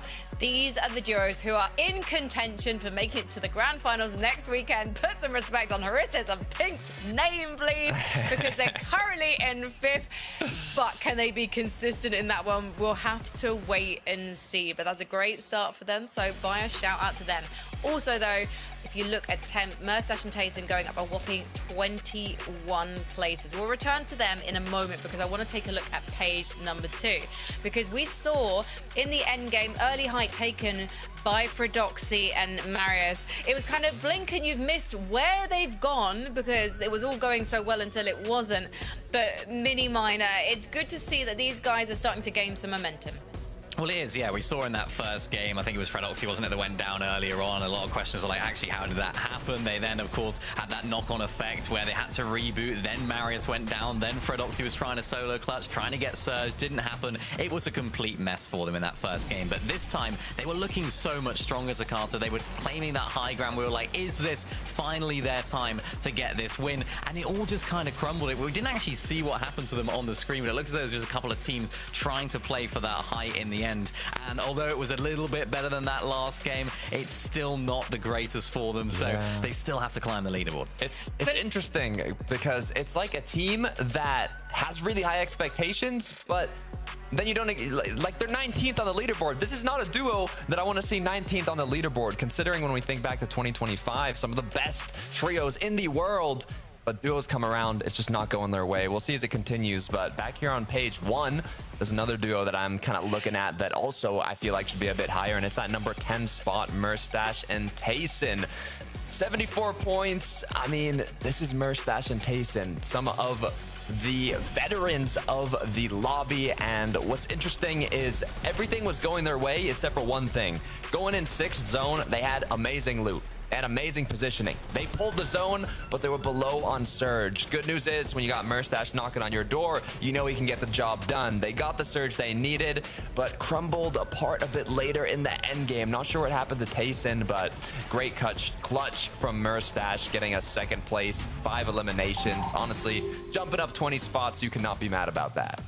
Yeah, exactly. Move over 2025. I want 2023 vibes back in here, Mini Miner. Sorry to interrupt you there. You know, I mean, it's exactly what I was going to say. The ways that Mustash's teams often end up performing well in FNCSs and sort of majors previously is when Mustache is making those big solo clutch plays. We often talked about it sort of previously. It was like a major 1 Mustache thing. He was always popping off at the beginning of the year and sort of solo carrying his team all the way through those difficult end games. So if that's the Mustache we're going to get this season, his ability to sort of pick up the pieces, squeeze out those few extra placements, then this could be a really, really great season for Tayson and Mustache. It's just about putting themselves in that position, which they couldn't do in that first game. Well, you know who was putting themselves into a good position? Yanis, with more eliminations than Rax in Game 2. This is a duo that didn't do as well as they wanted to in Game 2, but the signs are so promising, and I feel like consistency is going to be a guarantee for them to qualify if they can keep this up, Takata. Yeah, 100%. I mean, they're top 10 right now. If you discard the 2 people who have already won, that drops them down to 7th, right? So it's looking very good for Yanis and Rax right now. I think they're going to keep the momentum going, and honestly, I wouldn't be surprised if things go a little better their way and we see them winning a match. Demas and Dom here on the low ground. Weirdly, for them, we were looking at them and we were going, hang on a second, why have they got not more eliminations than this? They're in so many fights, Mini Miner. Yeah, it just seemed like they weren't just getting the most out of those fights, wasn't it? They just seemed to just sort of limp their way over to this end game and unfortunately not find as much of the success that we'd expect from them in that end game. And that's what I was sort of speaking about before the break. It was that these sort of teams weren't finding themselves in the latter stage of the end game. So low ground was a lot more free. But like I said in that previous game after that one, there's definitely more to see of Dharm and Demush. I'm sure we'll be seeing plenty of them in that end game. And the other thing about them now is they've got a kind of feel for the lobby, and the same goes for all of our duos here. And I think this is where the experience is really going to shine through, Mini, because that's when these duos have assessed the risks, the rewards, and who potentially is going to be challenging them for height. Yeah, exactly, and that's going to be the big question now. Who's going to be going up for that height? We saw it a lot more messy in that last game. Of course, Vika Malabuka held onto it so well in that first game, pretty much perfectly. So, you know, it's not quite got that height-dominant team yet, but maybe we'll start to see that established. Yes, and maybe we will see another underrated duo take a victory royale like we did in Heat 1 yesterday. Let's head over now to 11-2K and Taco for Game 3. One thing's for sure, Frankie, if Hedra and Lixium keep looking for height at the way they were trying to establish it towards the end of that secondary lobby, we might just see them as one of the underrated teams to bring home a Victor Royale. And I'm sure the French community be very excited for Lixium in that standard. But Levin, reaching the halfway point here, game number 3 on the horizon. And there are some teams who definitely have had a little bit more of a roller coaster in today's competition, but we'll get a chance to see whether or not they smooth things out here in game 3. Absolutely. Game number 3, you gotta start to pick up the pace. I think yesterday in Heat 1, we saw a lot of things sort of swing in the other direction, whether that be off spawn or who had the momentum in endgame. Della and Alec coming off the back of an impressive game number 2. We'll be looking to keep things rolling. Something else that's going to start taking place here soon enough, though, is a lot of these spots on the map, whether they were contested to start with or whether they haven't been contested, teams are going to start trying to make those micro adjustments to their game plan. Trulix and Faded opening up with a pretty big one here, not going for the immediate 50-50 against the likes of Ferdy, and makes sense given that you want the opportunity to try and play out the end game. Different scenario here though for Fruzy and Kenty, just looking to get their first elimination on the board here. Second already in tow, and a good cleanup at their drop to claim the space. And the fighting continues. Cringe and Volko have already picked one up. And I think when you look at the HP situation, you probably will understand why they're not looking to chase down the second. Need some shields, need some HP. Here at the new Sanctuary, they will find it eventually. Could be tough though. Even when you have those early successes, there's no guarantees that there won't just be a third party looming in the distance, looking for a chance to try and punish you while you're distracted. For Merstash and Tayson though, still having full ball control here at Sinister Strip, and they still have company in the POI. Granted, they haven't been looking for the immediate off-spawn fight to kick things off in any of these lobbies, Levin, but there was definitely a time where you look at Merstash, you look at Tayson, you would never imagine that teams would dare to go anywhere near where these guys are at. And yet, here at Sinister Strip, they find themselves being potentially unconned, potentially conned. It just seems to vary game per lobby. Yeah, I mean, both of them have been involved in some of the most entertaining off-spawn battles we've seen in EU history over the years. I think regardless of what ends up happening here today, if they are able to make it through to the finals, there's a good chance they'll be contested, and so maybe a sneak peek at how they're able to handle that here in 2026. Trippin and Anas, similar to what we saw last game, just trying to quickly get out of the Heatwave Harbor area. They don't want to mess with Janice and Rax too much. Making sure to get their metal while they go.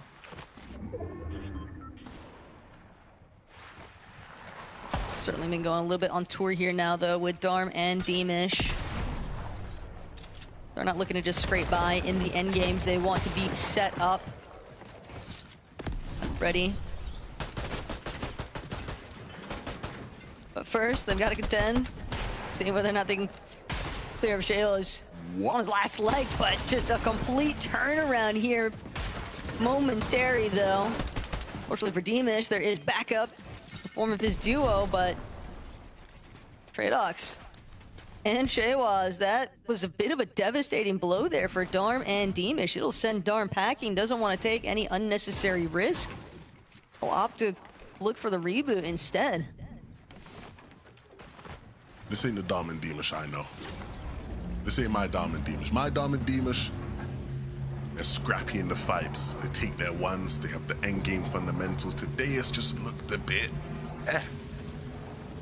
But let's take a look. What happened there? Well, how did Deemish go down so easily? So Shaywaz comes through the little pick. Oh, yeah, you won't want us to replay that one. Dom did well to get the trade, though. He was ready to get back involved. So both teams will get back to full standing soon. Who do we have here? Janice and Rax looking to get scrappy. Even a bit of a chase right now, but Panzer hoping they don't actually get a chance to play catch up. Fortunately for him, not going to be an escape route to actually apply here. 2 eliminations now for Yanis and Rax, and Yapko and Panzer could definitely complicate things, given that these first 2 lobbies haven't necessarily gone out the way that they would have initially intended. They were already kind of skirting that mid area of the leaderboard, and down to just push them even further, still having to depend a lot on this secondary half of today's competition. See whether or not they'll be able to recover for that placement consistency metric or even a victory royale. Wonkyland also still yet to determine an outright victor, as Nefrizi thought for a moment that things could look promising here. Instead, doesn't even get the chance to play for the Chug Jug, just did not have enough HP to work with, and now Vanya will be forced to try and leave the vicinity. But this is a very difficult spot to be in as a solo, having to play for the reboot, just so much delay in your game plan. No, it does. It can be a real hurdle. You're absolutely right. But it can be great if you are one of the teams looking to take advantage of it. The patience here for Marius and Fredoxy, not wanting to expose their position, knowing that those guys are going to have to spin back around eventually, and so they can probably get better damage, especially when you look at the SMGs they're rocking with. And we saw the frailties of Fredoxy and Marius in that final game. Not final game, but in that last game, they obviously wanted to play height and had it snatched out of their hands. See if they look to reclaim later on in the day. Lynx and Antes, we've seen these guys fighting at Battlewood a bunch, and it's not gone in their favor. This time, though, we're going to be over towards the bus stop area, and maybe against Trulex and Faded, they'll have better fortunes. But for Trulex and Faded, it's felt a bit more like they've been trying to avoid some of these earlier fights. Trulex, though, going to dive right in, and it just does not go the way that he'd intended. The early whiff's going to end up punishing him, unfortunately. And for Lynx and Antez, they will be able to push back 2 eliminations now also. Trulex and Faded will have to re-evaluate in lobby number 4. Now they actually want to play out the remainder games, but for Della and Alec, given some of their earlier successes, as long as they can keep that momentum rolling, continue to find that consistency for the end games, should be able to net them a consistency placement at the very least. Yeah, eyes on Noah Riley right now. Feels like we haven't spoken too much about Noah and Fastrokey today. And hopefully that is set to change. Hopefully with them picking up the pace here a bit, we'll start to see them start having more of an impact. So far in the day, not been the most impressive. They've had a 24th and a 33rd. And so if there's any time now to start fragging out, you'd hope it'd be now. Marius with a little lurk play onto Ski and Alvin. And he doesn't even need Fredoxy's help right now. Fredoxy just applying that pressure. Marius will be the one to jump in and in a great position to end this fight out. Alvin and Ski don't know what hit him. Some things never change. And good old patented Fredoxy lurk is something that you can almost always anticipate whenever he's in the lobby. Alongside Medius, that was just a really excellently played out ambush segment. Puts them in a pretty good spot. Not only that, but they might even have the opportunity to scout out Demish, who's been just going through it ever since losing Darm early on. It looks as if another duo sort of caught wind him going on the retreat path. And if that duo continues to give chase to Deemish, have to anticipate that that would give somewhat of a heads up for Fordoxy and Medius. That there's some more action that they could potentially look to take advantage of. Oh no. Could have been cutting him off on the coast. This is just, if you are a Deemish and Dom fan now, this is just not what you want to see. This is the worst possible thing you can be seeing from them right now.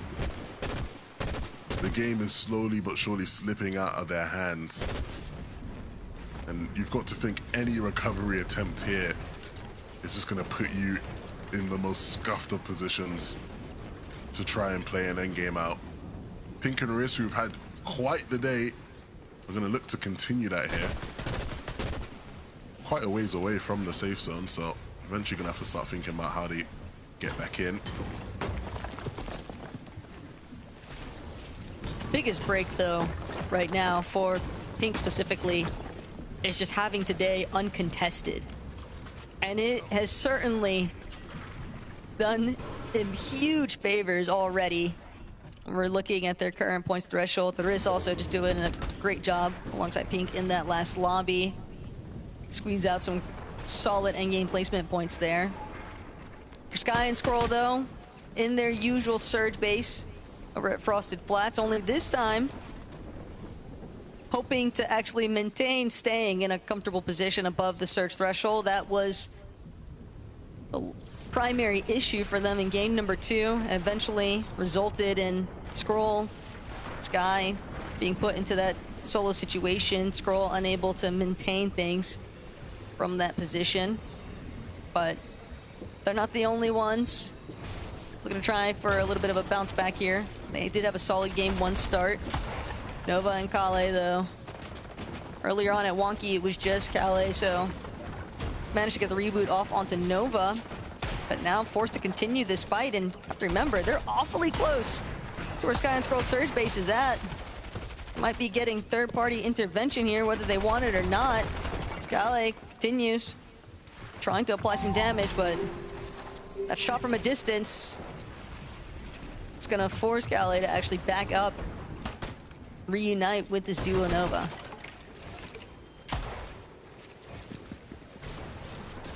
I'm just waiting to see whether or not Agiriari is gonna be able to actually avoid some of that additional pressure.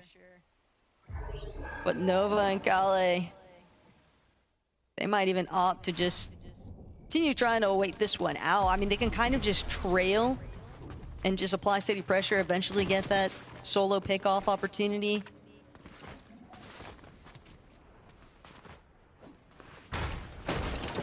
A look here at Cringe and Twy, who have been a bit quiet, but still in a good position now. They can start to rack up some more points to call for consistency. Again, this has been a duo who has been super consistent so far this season when it comes to all the div cups, and so this isn't the hardest lobby you would say they've had to play in this season. You'd expect them to deal with it. Tasting a mustache, not looking too bad. Again, I think we've sort of panned around to a bunch of different teams, and a lot of the teams who look like they're in the best position, especially when it comes to Surge, have been ones who actually just haven't had to move. Right? When we were looking at Sky and Scroll, they were still over towards that frosted area. When we were looking at Pink and Haris, they were still way up there north. And now for Mustache and Tayson, similar situation. Deemish, we're tracking just how rough things were looking for them, and it looks like they're starting to make that recovery this game. They pick up in a limb, and both of their HP were looking healthy, so maybe the story isn't over for Deemish and Dom here. Which is impressive, given how long you're actually spending on the run. You would think that that would play more of a handicap in terms of where their surge is actually sitting, but they've definitely done a great job at bouncing back here. Fordoxy, Medius, their way a bit closer to where No Riley and Frostroki are at.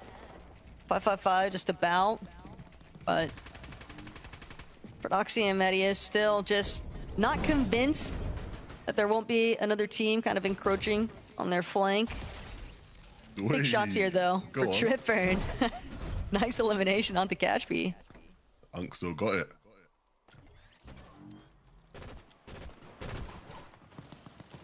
$700 above as well, man. These guys are in a great spot. One of those circumstances where you start to see a little bit of that scrappiness actually play out in their favor, but of course there's about maintaining it also, with the lobby now starting to funnel in towards them. And Austin, Tripper, Nell. Surge isn't the problem here, but they still want to prevent duos from moving towards the positions that they would prefer to have better control of. Just kind of sending shots, preventing players from actually being able to move inwards. Pink, some trouble there for Haruz off in the distance. He'll get picked off by Fincheck. Looks like it was a bit of a scuffle that kind of traded out 1 for 1 since there's no Werex next to Fincheck, but Pink fully aware of the fact that he's just got to keep it moving, and Pink doing a great job on his own to find an elimination, clear up some space, gives himself an entry point into the edge of zone. Yeah, I want to take a look back at those elims. I see how exactly he got them. He's alone now, and I mean, not working with much as far as a loadout goes, but that pistol is all you need sometimes. The elimination might have even given him an immediate loadout just off the body loop. And Pink still trying to keep it rolling, though. Unfortunately, sitting at 47 below. Physics and Ivan. Other players kind of skirting by, but just no real openings. That'll be the end of the run here in game 3. Unfortunately, just a little bit too big of a hiccup to overcome this time. Yeah, and their worst game of the day. Not the right time to be having that type of a game, but still 2 more to recover afterwards. For the players who are still in game 3 though, Sky and Scroll looking to recover after the failures of game number 2. Down on Surge though isn't the best spot to be in for them, so they're gonna have to do their best to try and find a lick of damage just to keep them ticking in this game. Sky is taking a big chunk of HP. They've got enough to heal, but he's got to focus on rotating at the same time, and that's not an easy balance to strike.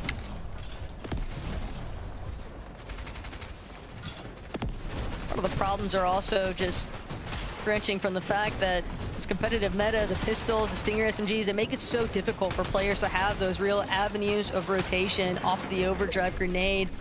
Tayson as a solo though, 340 below.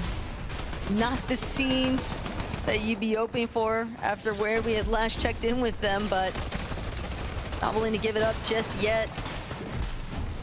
Tayson can even get a knock. Only 7 players need to actually be eliminated for that surge to actually tick off, and that's largely what he's hoping for. Now drawing it even closer, 209 below, but it just keeps ticking away at his life here. Is now Tayson will try to make the approach, but just doesn't have a whole lot of HP to work with, doesn't have a whole lot of time either. 3 more players still need to fall. He's hoping to not be one of them, trying to squeeze out every bit of placement that he can get here, but the opportunity just slips away from him. So he'll be punished and taken out. Unfortunate. That's how these lobbies go. Marius and Fred up above though, looking to try and repeat what they went for last game. No O'Reilly and for Strokey. Big limbs from No O'Reilly, wow.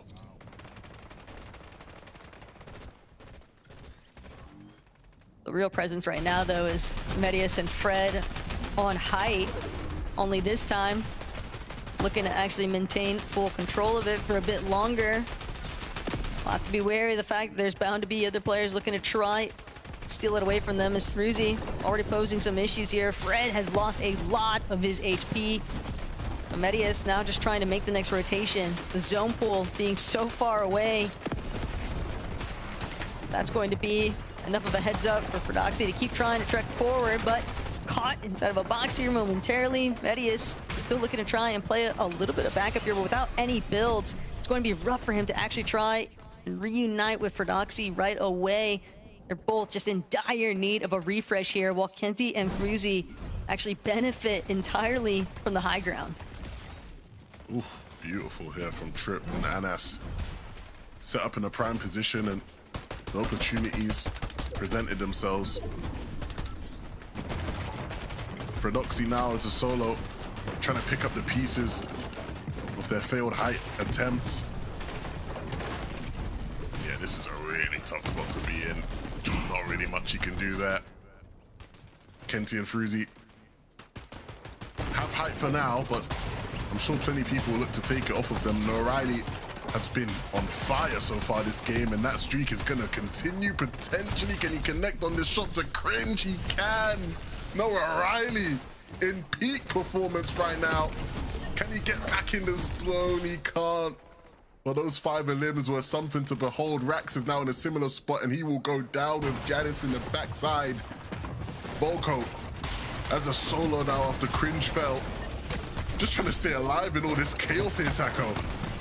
Yeah, but for Lyrics and Maldis just doing an excellent job. No one seemingly catching wind of this duo, just in control of the low ground.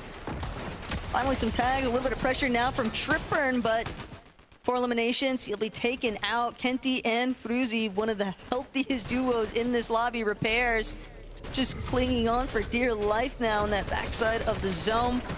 Lyrics and Maldis now gonna look for the chop, but very limited on their material count. Same case scenario though for Kenty and Fruzy, but they will have the leverage of the high ground. Fruzy sent outside of the zone momentarily off of a well-placed overdrive, and Kenty, Fruzy now trying to see if they can force Lyrics and Maldis into an awkward position, but it's actually going to be Lyrics and Maldis with the side shots taking over in game number 3. You would think that the high ground would be the ultimate advantage, but just some well-placed aim along the way. Little drive-by win there in the end of it. What a game for Lyrics and Maldis, two very hard-working players who have now earned their spot in the major finals. A great game that I'm sure they will be ecstatic about. We're going to send it to the desk to break it all down. Congratulations to Maldis and Lyrics. I think they were also in the last end game, so we're seeing that paying off in dividends. They probably would have got by on consistency, but they managed to go one further and get that victory royale path to next weekend's grand finals, Mini Miner. Yeah, great to see. Really nice height take from the team, of course, that were second place, but it wasn't quite enough there. It was a really nice, actually, way that they ended up playing that, just sort of staying below that sort of high ground advantage that they had, using the angles really well, and using the experience of these guys as well. We've seen these guys on this level before, and Maldis has always been that sort of up-and-coming player. We don't really see him too much at the very top of the game, so really excited to see what these guys can now do in the major finals. Actually, when Maldis was playing with Archie for one major, I think it was, all the way back in the day. Maybe it was just a couple of div cups, but yeah, it's nice to see how far his career has gone and see him popping off here in these end games. Yeah, I mean, Maldis actually was second place in terms of most eliminations going into this match and had the most build placed. So they've been staying up. They've been getting to these late games, and it showed. I mean, 8th place as well going into this, 6th if you're excluding the victors already. So top 6 on the consistency leaderboard. Ended up winning a game, didn't even have to qualify through it. So overall, a very solid performance here today. As you've already pointed out, Vinny, that was such a hard end game to go in that 2v2 against Kenty, I should say, and Frenzy, who had that natural elevation. That just shows that they are ready for next weekend's competition. But we've got a number of big names who haven't yet qualified. So let's take a break, and when we come back, we'll find out what's been going on with them.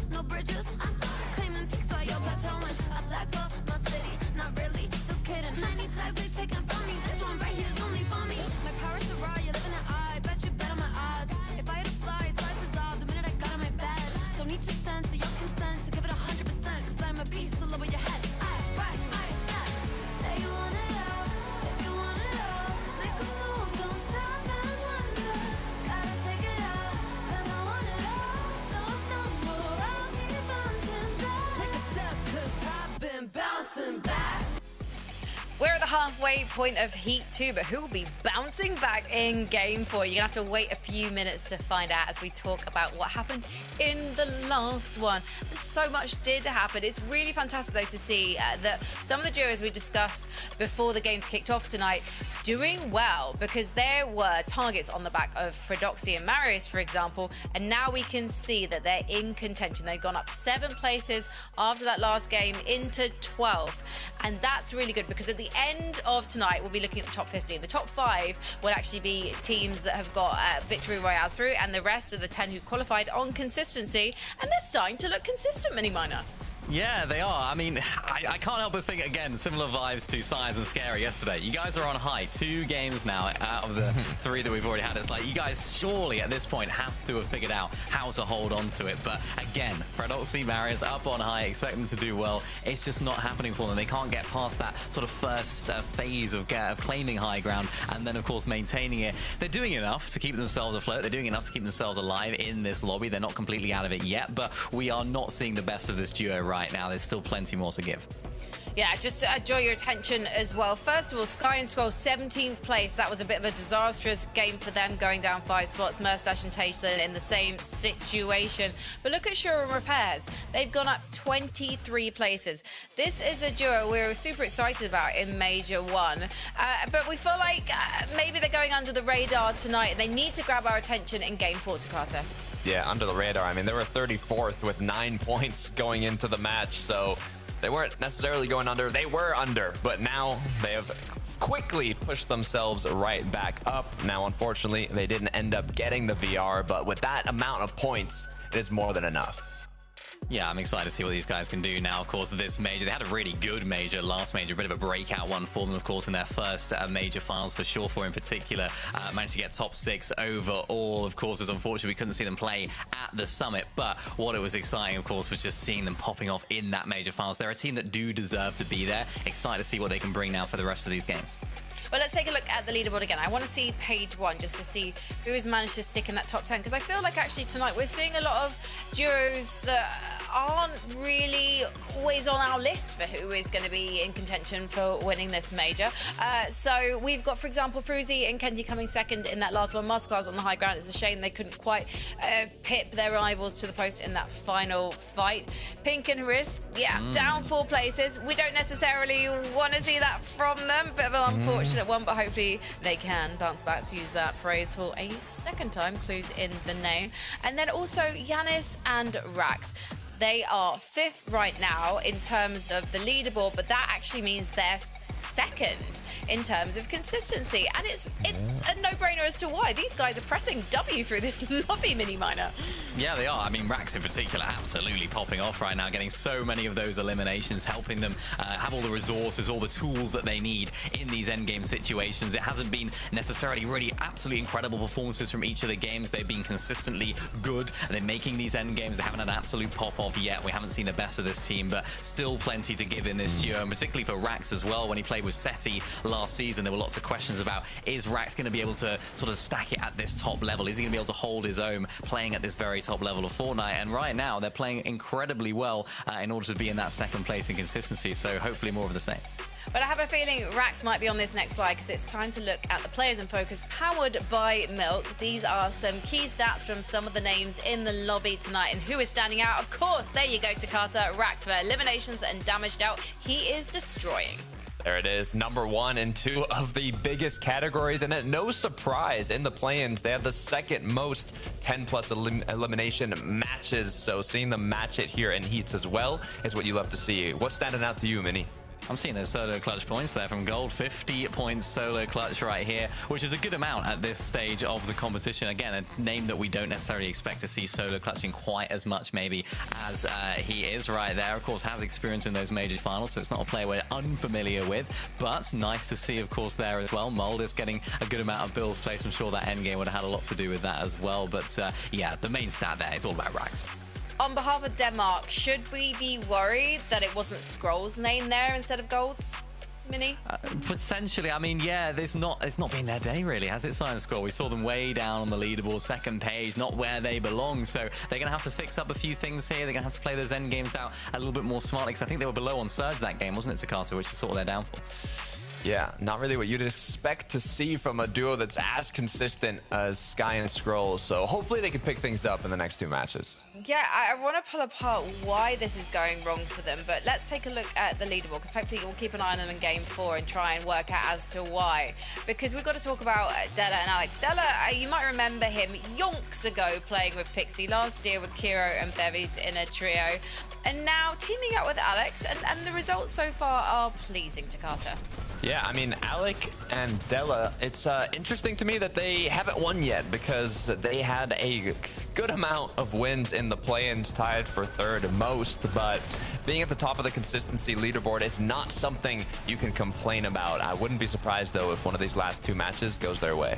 Yeah, definitely. I mean, we've spoken about Della, of course. I want to talk about Alec. He's absolutely popping off today as well, finding so many of those eliminations. Got 10 of them so far as well. Second on overall damage dealt today. So we saw that from Rax just at the very top of that leaderboard. Alec is very much not far behind as well. So definitely a player to keep your eyes on throughout the rest of these games, because when they do make it to these end games, even in those earlier game fights as well, he seems to be the one that's really doing all that damage and carrying the team through. So, very shortly, we're going to be going into Game 4. Do you think we're going to see a name like Fredoxy and Marius potentially get this next victory royale to Carter? I hope so. I hope so. They keep trying, so I'm hoping one of these times it works. And Sky and Scroll, can they bounce back, Minnie? Absolutely, yeah. They're a team that can play when the backs are against the wall, so there's no reason why not. Well, hopefully they've had a mental reset and they're good for Game 4, because it's ready with Levin and Taco. Problem that I can't help but notice, though, guys, is that there are so many players currently out of the positional range that you would want to see them in, traditionally speaking. Sky and Scroll. I think that even looking at the likes of Mustache and Tayson, despite the fact that they're a newly formed duo sitting just outside of that 15th place position on the leaderboard, it's a rough spot to be in. But Darm, Deemish, uncharacteristic to see them trending towards that lower side of the leaderboard, and they're not the only ones. Cringe and Twy also, and we're heading into the 4th lobby here, Levin, so we're gonna need to see a lot of teams start to step things up, because time is running out here in Game 4.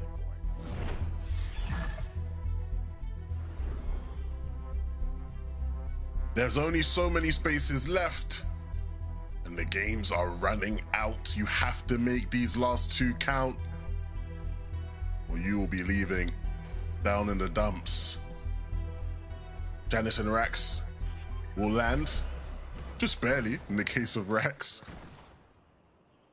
But no immediate threat. He should be able to recoup some HP. There's still going to be plenty of fights elsewhere, and this is the one I'm eager to see. Trulex and Faded go once again against 30-9, and this time around will be the same result. Both teams, even though they literally land within like 1 meter tile of each other, all 4 players will survive and go about the rest of their game. I won't stop Faded from looking, though, to see if he can catch one of them out on the side of the mountain for some easy damage.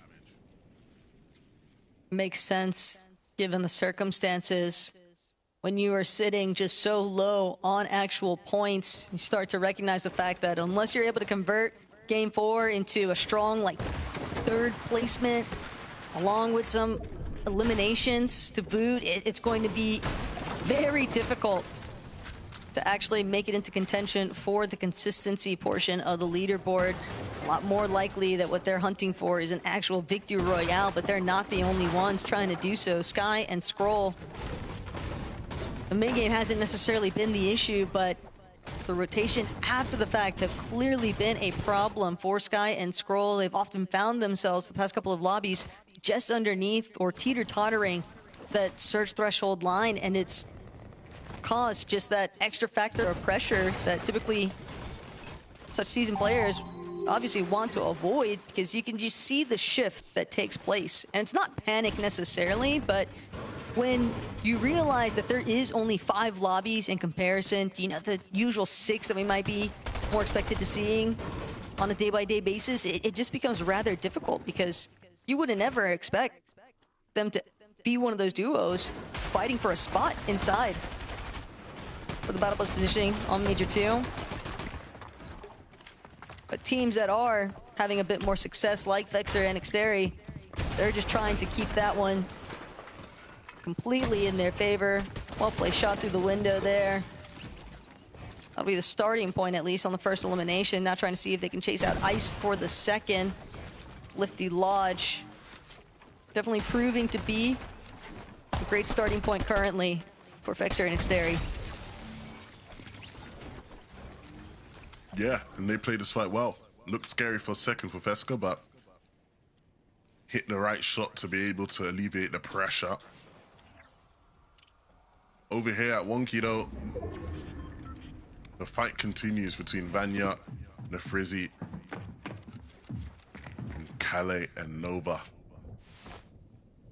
Feels like Kale and Nova have got the upper hand most of the times that we've watched, but not really seen things fully complete here. A lot of the time it's quite splintered, and it feels like that will be the case here as well. Kale and Nova opting to leave for now. It's just tough, though, when you're constantly having to look over your shoulder while playing out an early game phase. Pink on her wrist, though. Not really interested in sticking around. They'll opt to try and calculate for figuring out a Surge game plan after the fact, but first and foremost, they are in a decent spot, and they want to make sure that they don't find themselves with another early departure like the last lobby. And if they can just, replicate some of those earlier lobby successes, that'll be the true key to success for them here today, at least for maintaining that placement positioning. Yeah, it would be terrible to just have your tournament slip out of your hands like that, right? So you need to get these last couple of games right. Physics and Ivan have been fighting all day long, it feels like, and more often than not winning those fights. It's the second part of the game that I think has been their biggest struggle. They're going to look to close this one out. Ivan can spot through the brick. So now it'll be about just closing things out. That's what will happen. These guys have been clinical in these situations, but it's about being clinical when those moving zones come about. Some very key differences for sure between the nature of how the end games play out versus these off-spawn contentions. But a duo that certainly hasn't had too many woes in that department is definitely Yanis and Rax. They've just done such an excellent job at establishing Surge early on, winning the bulk, the box fights that they enter in. On the other hand, Demish and Darm, yet again, in a spot of trouble to kick things off here in lobby number 4. It's going to be Demish one more time, fully on the retreat method, just trying to scrape up whatever loot he can pick up along the way, and knowing that this is just going to be another one of those uphill battle lobbies where instead of being able to focus on the typical methods, they'll just be having to play a little bit more of that responsive factor to the lobby. Like we said at the start of the game, Taco, the spots are running out. If you can't sort of piece things together now, the battle bus will be leaving you. And in their case, they have quad globals, and so it wouldn't be the end of the world. And I think they would be the team at the top of everybody's list to qual in the last chance lobby next week if they don't make it happen, but not a good sign so far for the polls.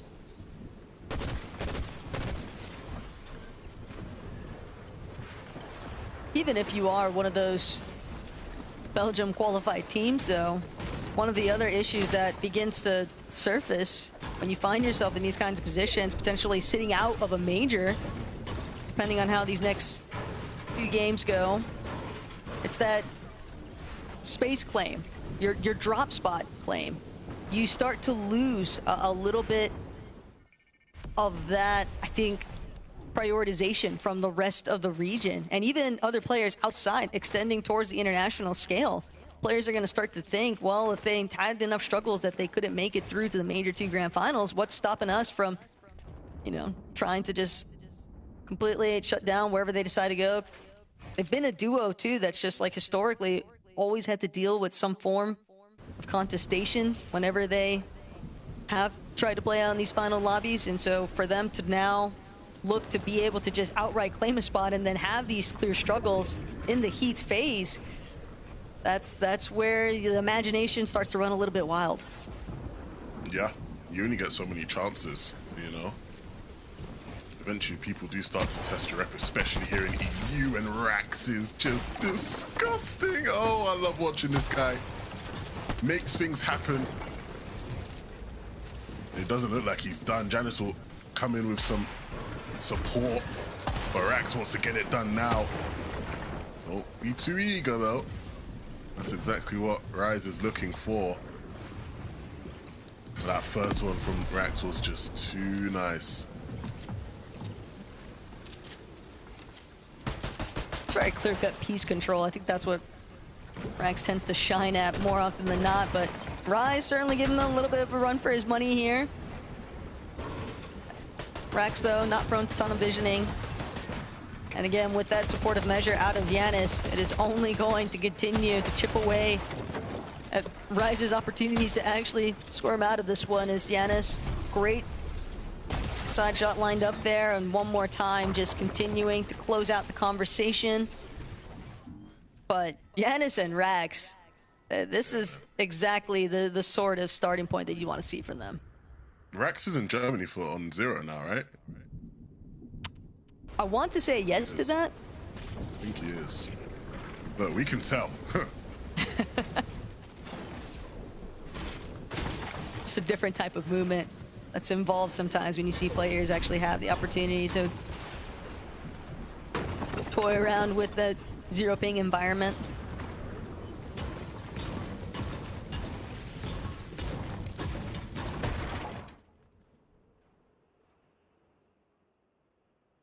Andy Puzo with a little tree house there. Love to see it.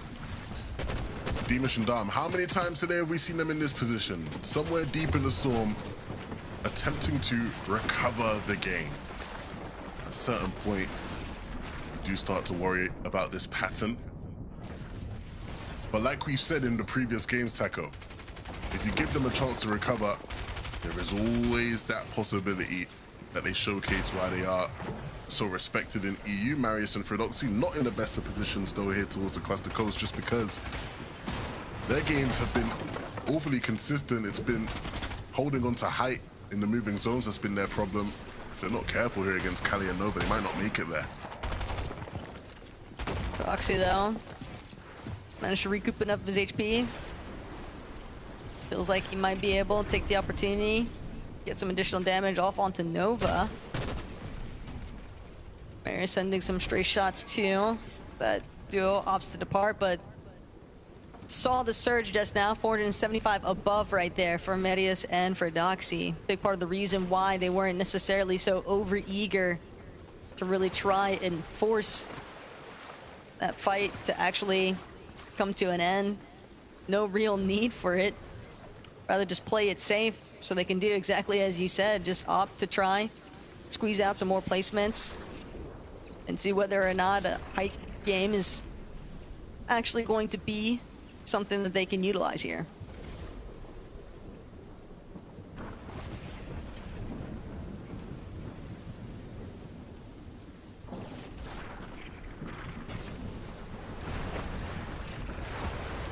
Big things happening here in this lobby. We're inching closer and closer to what will be a pivotal endgame. And every team is setting up, making sure they're in a good position not to be hurt by Surge. I think last game was the most brutal example of people struggling with Surge we've seen. This is how these guys are dealing with it. Able to catch Fruzy out. It's actually a pretty steep blow too towards Kenty, because Kenty and Fruzy have actually been doing relatively well in today's competition, but you give even the slightest bit of room for Darm and Deemish to get a little bit more active. That was definitely smart play out of them too. Kenty and Fruzy, they clearly have been conditioned towards having control of that vending, and despite seeing Darman Demish escape off the porta potty, still felt like it was free, up for grabs. It's a bit of a punishment play, but that's exactly what Darman Demish needed, though. They've got to actually start to build up a little bit of momentum here. They've been struggling all throughout today's competition, and it's just not the spot that you would expect such a strong performing team to be in.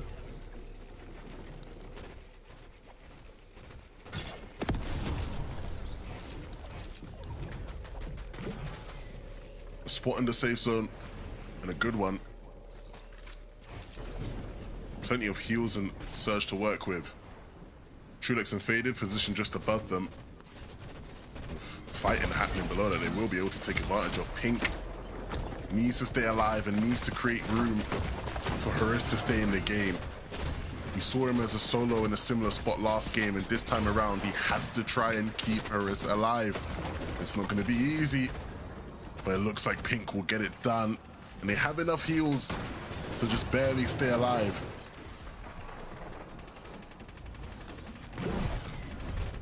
It's just crazy to think, though, even watching it back, that elimination that just helped out with ensuring that Pink could at least have the opportunity to play for Haris's revive. They're still just in a world of trouble here, and now it's going to be a clean turnaround for the duo. Just the Surge and the Lobby working against them. There's too many hurdles to actually jump over in Game 4. Have to wait and see how game number 5 actually plays out for the duo. Sky and Scroll. Now look at it come alive here. Again, just another one of those teams where you would never anticipate their points to actually be where they're currently standing, but when they are so close to finding themselves inside of that consistency line, just one solid end game, that's realistically all it takes. And not only that, but there is always the winning opportunity. You can never count out Sky and Scroll for taking home a victory royale. Yeah, they're always going to be a threat. Whether it's from height or from low ground, they're going to be one of the teams who, given a chance to play together in endgame, always put themselves in the best possible spots, always find that win condition.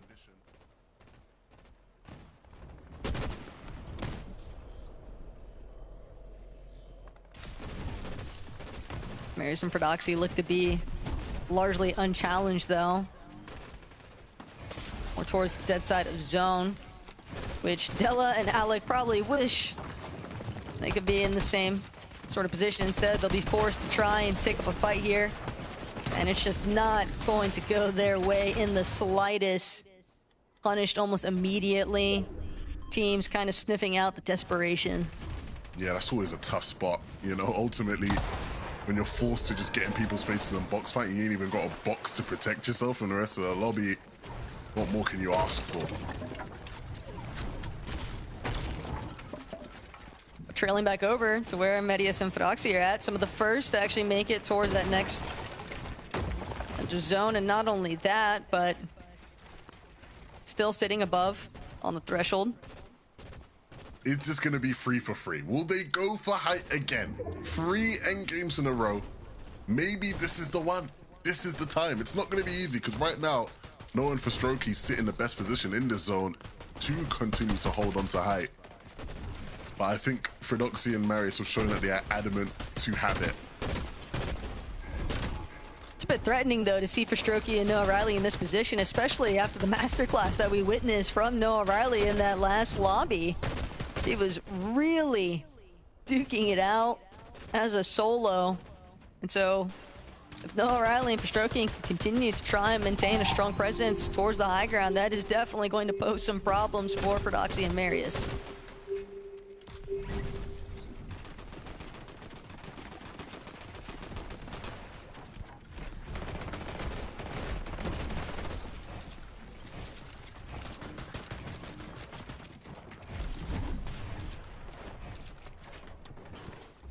As the zone closes and pulls towards the north here, Noah Riley and Frostroki look at the opposite height and quickly realizing this isn't ours to hold on to. Yapko and Panzo sit in the stronger position, and you see them quickly cover their tops as to avoid any damage being handed over. And with Yapko and this Mythic AR,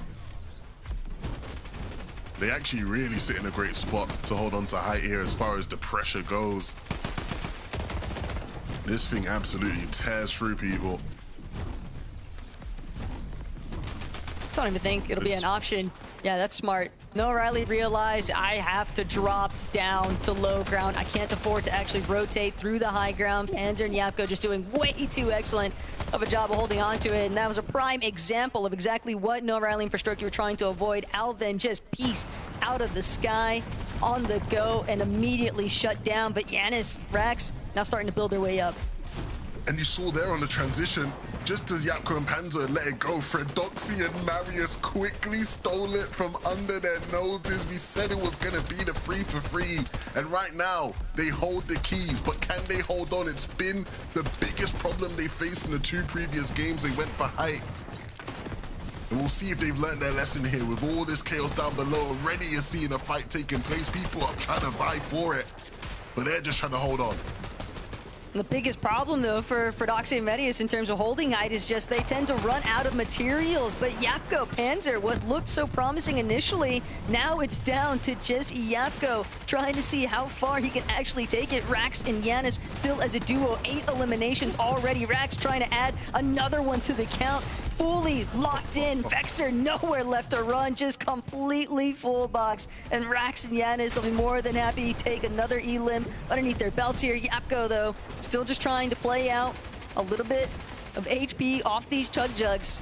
Every step placement helps out at this phase, but Yapko just has so much work cut out for him. We got some duos playing with their food and others are fighting for scraps. Yapko having to cling on to anything he can here as the zone starts to pull away, forcing him into the back. If you're Rax, though, it doesn't matter that Janice has gone down now. It's just going to be about doing what you have been doing already, hitting the shots to stay in the game. Only has some apples to get the HP flowing as the Siphon comes through. And so now he has to try his best here with limited builds to avoid any of these stronger duos. And you can see the plays are starting to be made. Noah Riley and Forstroki were forced off of height and are forcing their way into mid-ground layers. But for Rax, he's just managed to stay concealed, but it's just not long enough. Will eventually be claimed by the lobby, but did do a damaging shot towards Freezy, so that could be a bit of a spoiler later on. But Yapko still hidden away inside of a wooden cone, just hoping that there's a player that he can try to get an immediate elimination off of. He's going to need the Siphon, he needs the refresh, he needs everything right now. But at the same time, Yapko just completely avoiding the eyes of the lobby and gets a knock onto Sky, assisted by Mixon, who actually get the credit for it. So Yapkin has to abandon ship, but Scroll and Sky still punished so heavily there by Yapko and Mixon playing spoiler. Noah Riley and Forstroki, though, have completely taken back the high ground. They have played this so well. Even when things look like they had gone out of their hands with the zone, they've changed their fortunes. Volko and Cringe looking now to take Mixon out, who sits below them. And they don't have much room to work with. They don't have much materials either. It's just going to be about delivering with the shotguns in hand. But the problem is Noah and Forstroki look too strong on height, Taco. This is surely theirs to bring home. Game 3 was clearly the opening sequence of events here, but Noah Riley really strutting his stuff with 8 eliminations. Absolutely getting too fraggy with it throughout this lobby. And the bigger issue too, Levin, for the rest of the teams is just they couldn't deal with that last little elevation shift. But for Forstroki and Noah Riley, they made the right call early on, playing the forfeiture, dropping to low ground only momentarily. Such a well-played lobby out of these two. Frankie, let's hear it.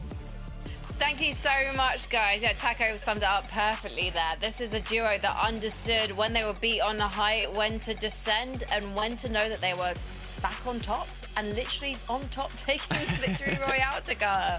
Quite as literally as it could be. I thought it was going to be season 3 for Fred and Marius. They had height again. They were looking like they could close it out, but Noah Riley quickly shut that dream down alongside Fastroki. They were actually pretty mid on the leaderboard going into this match, 24th place. Despite that, Noah was still tied for the 3rd most eliminations, so they were getting fraggy. They weren't getting a lot of placements. Now that they got the VR, they can comfortably know that the golden ticket has been secured, and we will see them in the grand finals.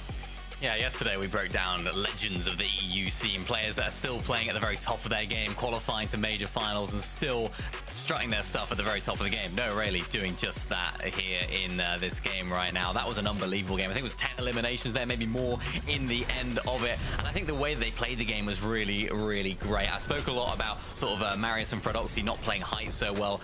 And you could argue that, yeah, they just got it taken off of them. But no, Rayleigh and Fastaroki showing exactly what you should do when height gets taken off of you. This here was absolutely perfect. The way they both just jumped in, not only going for the same player, but going for their each individual player, both staying alive, giving them all of the loot and materials that they need to then go take height, taking down height themselves in Marius and Fredoxy, who just about ran out of steam, and then closing out the game in absolute style. Really, really nicely done from these guys. Of course, the German duo that we expect to see, even though I suppose the German-speaking duo, we expect to see some big things from them, of course, with Noah being Swiss, but excited to see these guys in the major finals. It wouldn't be the same here in EU without Noah in the major finals. I think Levin called it perfectly, as he always does, in that cast as well, in that we saw that height battle, who was going to establish it first, between those guys and between Yapko and Panzer, and the guys took one look at Yapko's tower and went, okay, no, you know what, let's descend to the middle. It was a good thing, because otherwise they would have got torn up by the AR and wouldn't have lived to tell the tale, or potentially to be in next weekend's grand finals. We've got so much more to talk about, though, from Game 4, so we will see you in a few minutes to do just that.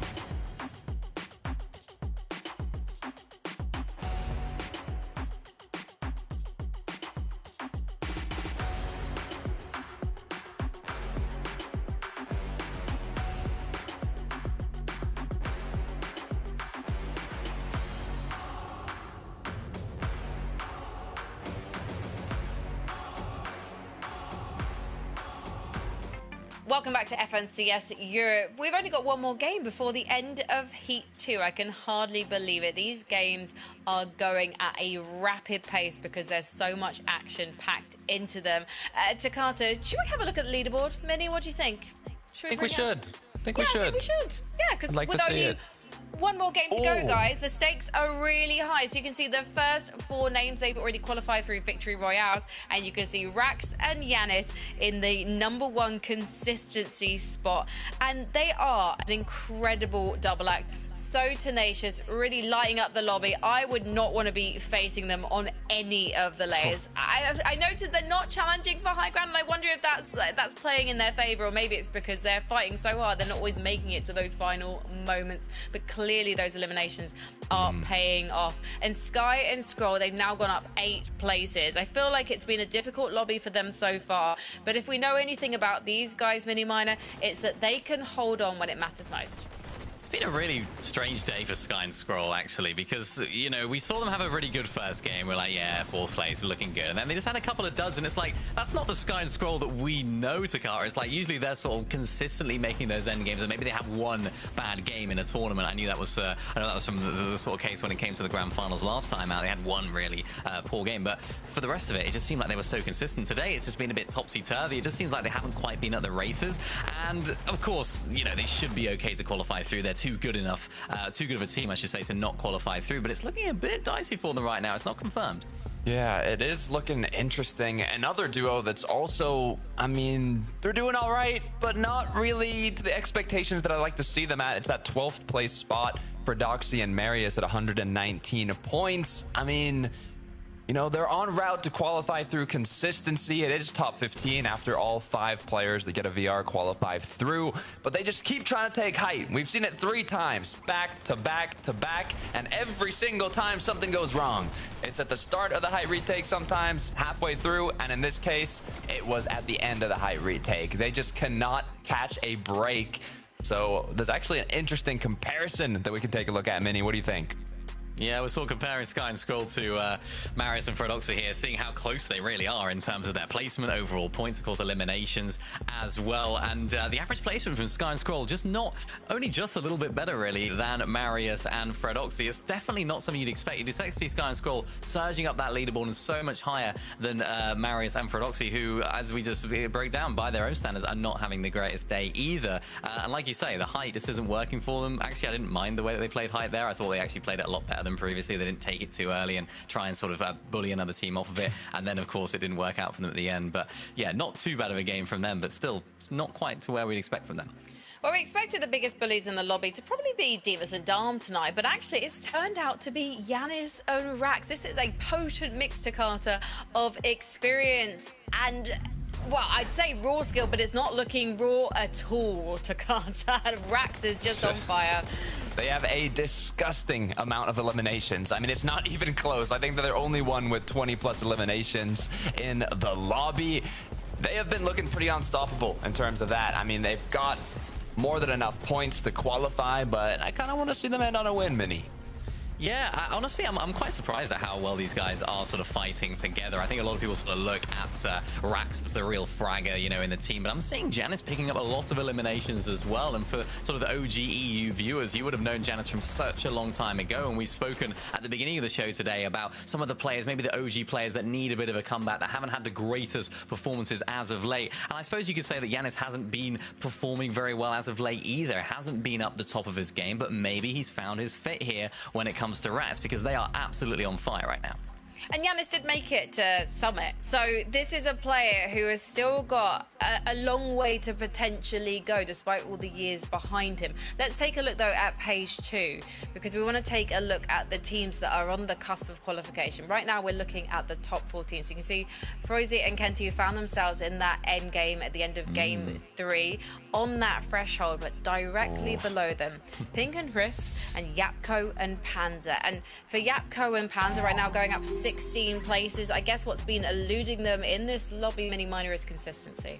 Yeah, it's just been that consistency. We saw, of course, on height in that last game. Zone was very favorable for them. I think there was then another team that tried to take it, and it got a little bit messy at that point. So then, of course, it gave the green light for Marius and Fred Oxy to then go ahead and take it. But they put themselves in a really good position here. It's about as good of a second last game as you could have already when it comes to putting yourself in contention, within that sort of top 15. Also, Pink as well. Not a great game for them either. Yeah, I got my eyes on Pink because they started pretty strong. 10th place, 5th place, but then they got a 28th and most recently a 35th. So it seems to be going wrong, kind of getting into that end game. Potentially something in the mid game is not allowing them to be as set up and ready to go. I haven't really seen enough of it, so I'm hoping that they can solve whatever is going wrong here in the final match. Well, it's time for all of our duos to step things up. Nothing is guaranteed until the end of Game 5. So let's get into it with Levin2k and Taco. Our last lobby of the day and a last opportunity, and Levin, we've kind of been indicating towards it all day long, but there are only so many spots on that battle bus for the Major 2 Grand Finals, and this is the last stop before the last chance lobby that these players will have, and obviously everybody wants to get it done in this competition. You don't want to have to worry about actually going through that slew of competition later on. Look, it's all I can say is it's a big last game. It's a big last game. I think ultimately we're going to see who's about it. There's been so many different players who I think have started the day hot and have sort of tapered off. There's been people who have started to climb the ranks. But all that matters is this final opportunity. Who will make it happen here in game number 5?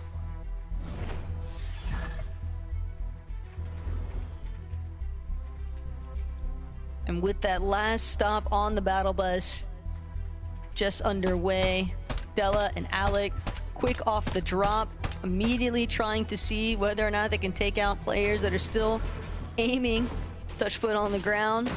But they've had a very solid day so far, just hoping to keep that one full steam ahead. Don't want to slow down here with how basically tight-knit the competition is really shaping up to be towards that bottom end of the leaderboard. Yeah, I mean, it's going to be an interesting game because, you know, yesterday he won. We saw the final game ended up turning into just an absolute mess, right? As far as people sort of W keying and running about and just, it was just all over the place. This time around, I do think there's a lot more players who probably have the incentive to just try as hard as possible to try and make it through to the end. But ultimately,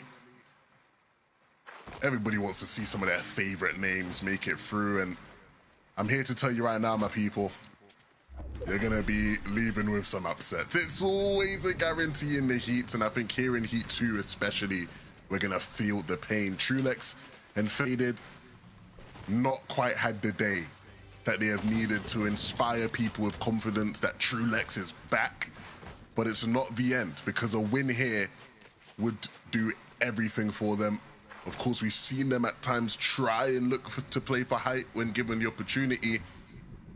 I think we're going to need an all-time height classic from him.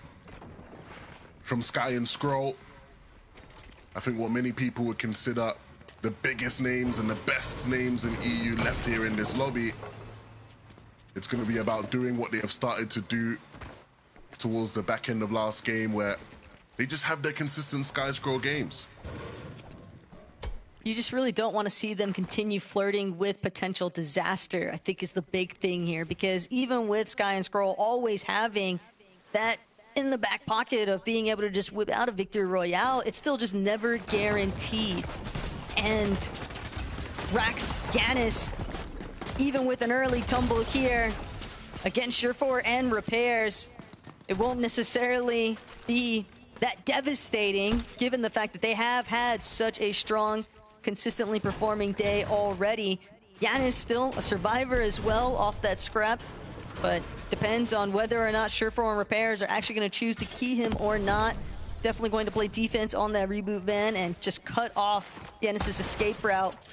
Surefour Repairs though, still playing it a little bit steadier. Wanted to ensure that they had the proper pincer angle to prevent any kind of escape methods there from Yanis, but even looking back, Surefour Repairs, they know that this is a fight that they needed to come out victorious for.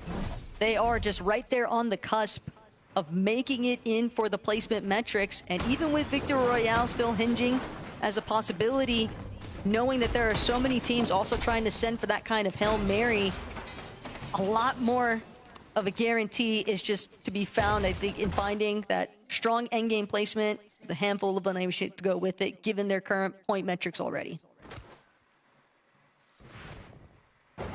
And we're already seeing on the leaderboard with Rax and Yanis going down with 192. You've got to think that they are safe, but that's not the biggest point.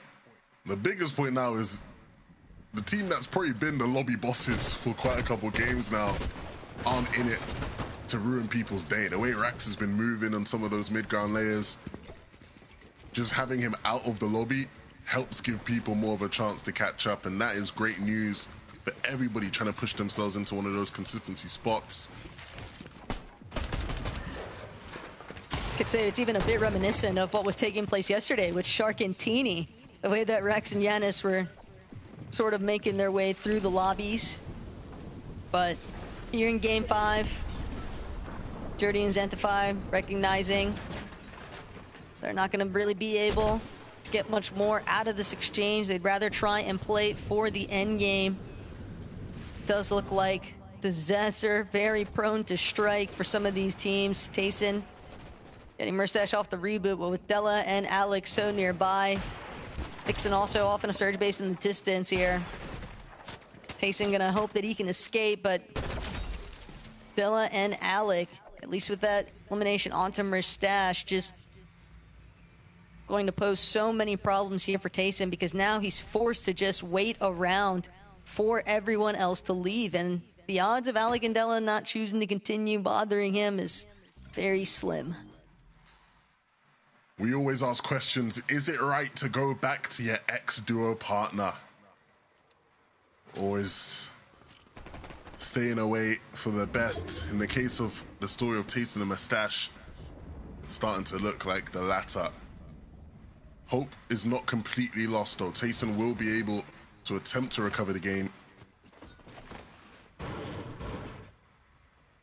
Panzer and Yapko though, just another one of those teams where Panic hasn't necessarily broken out just yet, but for Darm, Deemish, they've got to really make this one count. It has been a very problematic heats for them so far, but they can pull it out in the end game and finalize on a strong finish. That's all that really matters. Sometimes the start can go a little bit south, but got to keep your head up and keep your composure. And that's something that they are certainly already privy to.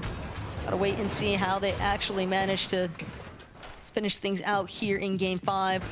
Snozq, Laha, another one of those teams, just so close in terms of making it into that top 15, but it also just feels so far away. And Pink Haris, they were the cutoff heading into lobby number 5. They cannot afford to stumble here. There's so much pressure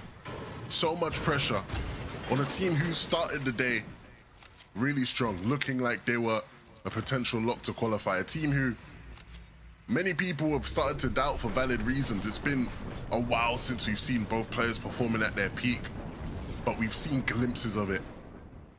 And right now they're gonna both have to hold on to that glimpse and just ride that wave as far as they can into the top 10. Tayson and Murstache, another team looking to replicate a similar story. And a duo who, even today, have shown us what they're capable of. Shown us that they aren't finished, they aren't completely washed, even if people want to attach that to their names. But if they can't qualify, if they can't pull something out in this Game 5, it will be a painful end to today's heat. Bit of a silver lining for them, though, is at least the fact that Tayson was able to bring Murstache back off the reboot. So now it's just down to them to try and see if they can get more recovery, try and convert into a solid finish here in Game 5. Twi, Cringe, up and down, but for the most part, a lot more in the middle than what we are used to seeing from this duo. They do tend to be more that standout component, and yet here today, so many teams have struggled with that. Yeah, they had a rough start. And, you know, I bigged them up because I do believe in this duo. And I think the last game was an example of why, right? They came fourth with 3 limbs. And it's the exact type of game they needed to put themselves in a position to hold on to a consistency spot. And so now that's what it is about for these guys. Holding on, doing just enough to finish over that line. Bunyan, Frizzy, Marius, and Ferdoxy looking like a little bit of a nail biter. There's about 50 points separating the two, though. Ferdoxy and Marius most definitely in a better position here in terms of making it in off consistency. And this team is the team that, for me, Taco is almost frustrating to watch, because we watch them at this stage in the game and I'm always ready to just look away. I don't even need to watch them. I know they're good. I know they're going to make it to the end game. They've done it time and time again today. It's about what happens when they get there. Every single game, we've seen them go for these height takes, and just no matter what happens, they cannot hold on to height.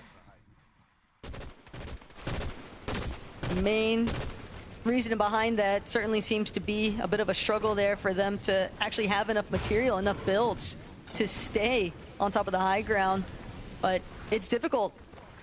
Even if you get knocks or eliminations while you're holding height, you still have to find some means to actually drop down to where the body loot is at to gather up that refresh of builds. And that's something that has definitely been a bit problematic for them whenever they have gone for height, as well as just the immediate challenges. So many other teams have caused problems in terms of permitting them to actually hold onto height. But it's a good way to have your metal tested right before the big starring, and that's really the Major 2 Grand Finals. This is the time to start working those things out. Bit of a preview. Tayson and Mustache, they've made it back over to Sinister Strip, their original starting point, and they're primarily just trying to see whether or not they'll be able to build up any kind of momentum. It's going to be a tough spot. Surge still looking much better than what you would have anticipated given the start, but this could be a big part of the reason why Tayson and Mustache just lurking up on Panzer, who had no idea. Panzer nearly turning this one around, but those are the exact kind of risky plays that Tayson and Mustache, they just have to opt for. And again, if we're nitpicking, that's great. Great play. Slight down marks on the execution, right? And again, in a net surge world, the damage is great, but the damage lost also takes away from the greatness of the play. And so keep them 100 above, and that's fine for the next couple of zones. But as soon as we start getting towards the 8th zone, they're going to really need to have started to put in a bit more work on the damage front. Dom and Demus, they don't want to have to worry about that whatsoever. They're saying, look, we've kind of been messing around the past couple of games, guys. We're sorry. We were just playing with you guys. This is how we like to deal with Surge in these types of lobbies. We run around and we eliminate everyone. The pickaxe coming out is a disrespect. But that is the quality of these two, Taco. And that's the thing, it's that it almost feels like it was calculated, like they had lulled the lobby into this false sense of security that they weren't going to be as big of a threat as they're not creating. Here in Game 5 is Pink Paris still stuck in this mess. They've been trapped at this position for so long now. It's like I'm looking at them and I'm not happy. And I think if you're a big fan of them, you won't be happy right now, because looking at that number of builds for Pink isn't going to be filling you with confidence. As the zones get smaller and smaller and the margins get tighter and tighter, they're going to need a lot more to work with if they have any chance of sneaking their way back into that top 10 or holding on to the top 10, right? Going into 15th in this game. For Sky and Scroll, this is gonna get way too close for comfort. 59 below currently for Scroll, 128 points, but it's primarily just the fact that Scroll is a solo. Sure, we've seen him play from this position time and time again, But the problem is, this is a duo that is just inside of that top 15 for the placements. This is catastrophic. This would be a disaster. There's potential here for us to have, what, the reigning EU major champions not returning? I mean, we've bigged up Sky and we've bigged up Scroll, not just for their teamwork, but for their individual ability. And now is going to be a crucial moment for Scroll to showcase exactly what he is about, all as a solo. And as much as I emphasize how scary of a spot this is for him, if there's anyone in this lobby that can do it, you've got to think it's Scroll. Without a doubt, but at the same time, it's the fact that he's in this position to begin with, still sitting just 14 below. Catchby flying overhead. Some well-placed shots here from Scroll, but he's still going to need just a little bit more. Finally manages to squeeze out 31 above the surge threshold, but when you are trailing behind where the rest of the lobby is currently rotating through and also giving away your positioning, other players are bound to recognize the fact that this is a solo operation currently for Scroll. And he's looking around, head on a swivel, just trying to still maintain steady awareness here, but Tayson, Mustache, also encountering their own issues with the surge. They've got some white heals to work with, but Chug Jug has just ran out. Knock onto Dirty, though, that'll be the real bailout currently for Mustache and Tayson, but they still need time to heal. They are incredibly low. They are so injured. They can't afford another tick of the Storm Surge and 2 above, but it's just not enough. Tayson and Mustache are out of Game 5. Out of contention. They'll have to wait for the last chance lobby. And that might be the last time we see the former champs here on this broadcast. I'd like to think not. But the story does continue for all these other teams and all these other players. Scroll has changed his fortunes quite a bit, is able to turn his surge situation around just. But after that one, it's going to put him back in a precarious situation. Again, has the HP to heal, but the zone is not working in his favor. He doesn't have the support of another teammate, even with all the materials he does have. He's going to have to be very intentional here, Taco, about where exactly he looks to position himself as this last game continues to tick along. And you can see him looking to go the long way around, choosing to go back into the storm to try find a more favorable spot to rotate into this 8th zone. And it might have just been a masterstroke, Taco, because now he's sitting a bit more comfy. There's less pressure on him and a bit more time to heal up here.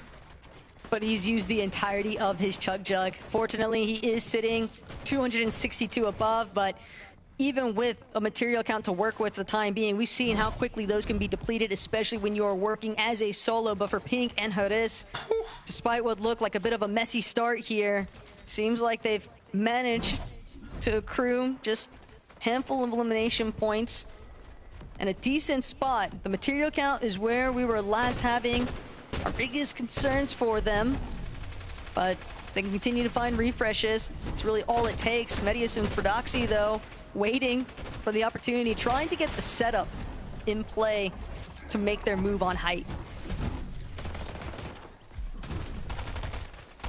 Dimish and Dom playing at a level and an intensity that we have not seen from them all day long. Playing exactly how we expected to see a Dimish and Dom play in Heat 2 here today.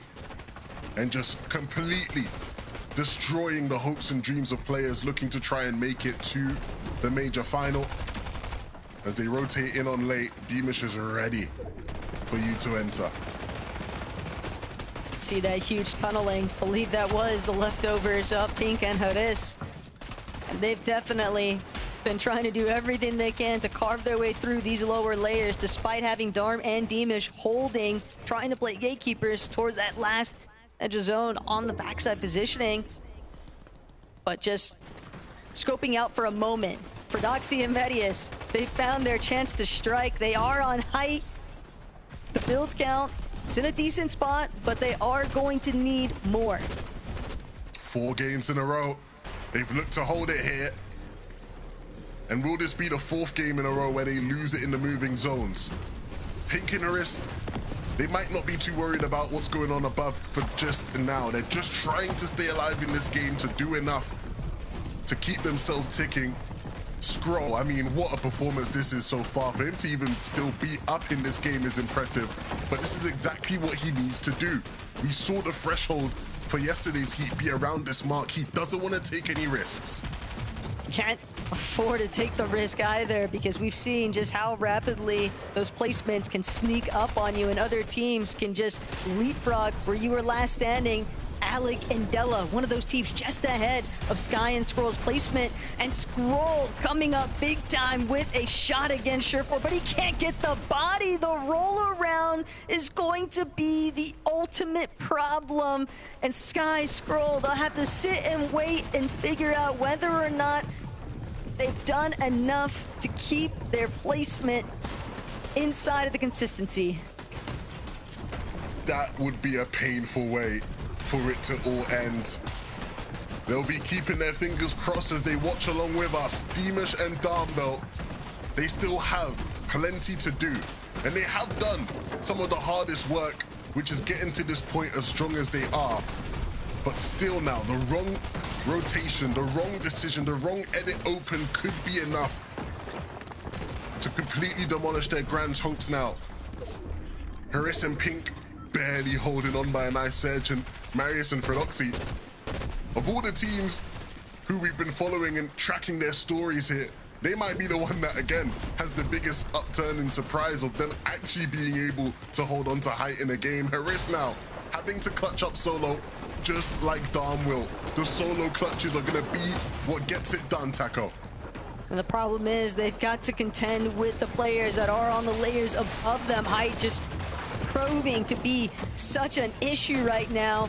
Everyone just running so thin on their material count, and Darm won't be able to stave it off any longer. That's going to be another duo taken out, forced to just stare it down at the leaderboard to see if they've done enough here, as Cringe and Twy now really coming alive in the final hour. But this is exactly where they needed to showcase their strengths, because they are sitting in a rather comfortable position currently, just based off these 7 eliminations that they've managed to build up here. Good control, front side low, but they need to see what more they can squeeze out. It doesn't matter how you start, as long as you can finish as strong as those two. Ivan and Hizix, they've been impressive throughout the day, but they look to try and close things out in style. Frosty almost is able to get the Cypher, but not quite. Twy will go down, and that leaves Cringe with all the loot in the lobby to try and fend off. It's Fred and Marius who look to reclaim this game. How many times have we seen them on hype today, and how many times have they let it slip through their fingers? None of that matters, because they win game 5. Fredoxy and Marius get it done in the clutch. Hey, 4th time's the charm sometimes, after all, when it comes to Fredoxy and Medius. But Levin, I truly feel like we saw everyone kind of just sending it in this final lobby. Everybody was just throwing whatever they could at the wall to see whether or not something would stick, and this leaderboard is bound to get messy. So I need to hear from the desk what's been going on. Well, everything has been going on. We see Yanis and Rax top of the consistency leaderboard go down in the early game, and then everything is up for grabs. We see Scroll clutching zone after zone. Has he done enough for him and Sky? We're still not sure. We see finally Fredoxy and Marius actually succeed on the high ground, and Demas and Darm sending it and being rewarded for their efforts. But were their efforts enough? Mini minor, everything feels at stake right now. Yeah, so many questions to answer right there, but I'm just thinking about Fredoxy. Finally, you guys figured out how to play high finally after the whole day. You know, they were losing it a lot earlier on. I said it in that last game. I didn't mind the way they lost height in that last game, because they did enough to get enough into the game to actually earn enough placement points. So even if that height take and overall height play didn't actually result in a win, ultimately they pretty much already qualified too. But it's nice to actually see these guys, Takata, finally coming alive and showing us what we'd expect when we think about how good of a 2025 both of these individual players had. On paper, this is a duo that should have got the job done way earlier on, but finally, it doesn't matter, I suppose. They're in the grand finals. Yeah, I mean, ultimately, to put it in simple terms, Fortnite is all about kind of setting yourself up for success, putting yourself in positions where you could have really big games. And it's not always going to go your way. There's so many things going on, but that's exactly what Fred and Marius were capable of 4 times in a row, right? They finally got the win. It took 4 attempts, but every single time they were going for height, different times. They were trying to overtake it sometimes, take it early, but ultimately they got the job done, and that is exactly what matters. So the question is, can they actually continue this? Can they build on this going into the grand finals? That's something we'll get to discuss next weekend, because we need to confirm our Victory Royale winners from the 5 games tonight. These are all duos. We will be waiting to see if they can repeat this form in an even more stacked lobby. Vico and Malabuka, obviously no strangers to this level of competition. They set the standard, and they set it in game 1, Takata.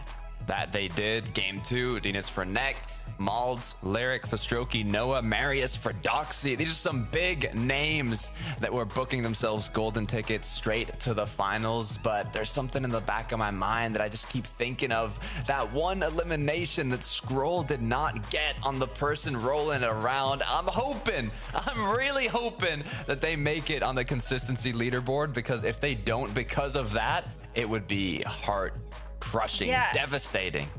Did they get the confirmed elimination on Shersh? We're not sure, so let's take a look at the leaderboard and see where we're at. Remember, we're looking from 6 to 15 here. So as you can see, Cringe and Twy, they made it. The British Bulldogs are in the final. Rax and Yanis, despite going out early, they were so consistent in their previous games. They are going to be there. We can see Frozy and Kenty going up, and Cringe and Volko also. So let's head to page number 2. Will Sky and Scroll be in it? Yes, they will. They have done it. Dimas and Dom have done it, and Pink and Hariz, they have done it, Mini Minor. Yeah, they have. That was far too close for comfort, though, particularly when you look at Sky and Scroll. Of course, Scroll having to solo clutch from way before that 132-point threshold. But, of course, Dan Dipuza and Azat just 1 point behind, just like Sanya Gold and Craig, who had a really great start to the day. My heart breaks for those guys as well. They started so strongly, but couldn't quite finish in that way as well. And even their search and repairs, big last chance needed for these guys, of course, to qualify through, because they don't make it. And I was actually really excited to see what these guys could bring this major after such a good major one. You can see also No Tayson and Mustache qualified there, so they'll also be heading to the last chance qualifier. We'll be broadcasting day 2 of that on Tuesday. Definitely don't miss it. There's going to be some big names there. I wonder if we can see the next page of the leaderboard as well. Yapko and Panzer as well fell out of contention in that last game. They were on the threshold, unfortunately couldn't stick the landing on that one. So you can see they were 24th in the end. Bad game for them. Vanya and the Frizzy going up 10 places, too late for those guys, so we will see them in the last chance lobby alongside Mustache and Tayson. And just the eye test for these guys, Mini Minor, do you think that it was worth getting back together? Is there potential for these guys to actually pick themselves up in time for that last chance qualifier? It's always the question, isn't it? When you don't have a great performance in the heats, then it's like, do you stick with your teammate that you've been preparing so many strats for throughout the entire season? Of course, in their case, they have had a little bit of a split and then, of course, got back together. So maybe they would be one of the teams that are more likely to actually split, because usually I feel like it's better for teams just to stick together. At least that's my opinion about it. But yeah, maybe we'll see these guys switching things up, because there are still some big names that still, of course, haven't qualified through. Well, Takata, would you like to run it back with us tomorrow? I would like to, if I'm allowed. Oh my goodness, well, I don't get to decide, but if I could, I would say yes, please. Come back to both of you, and to, of course, to Levin and Taco, and to you guys watching, because in less than a few hours time, we're gonna have NA Central, and you know you don't want to miss it. Will Kelly have a whiteboard back? You'll have to wait and see. As for us though, we'll see you tomorrow at the same time. Let's sound that horn.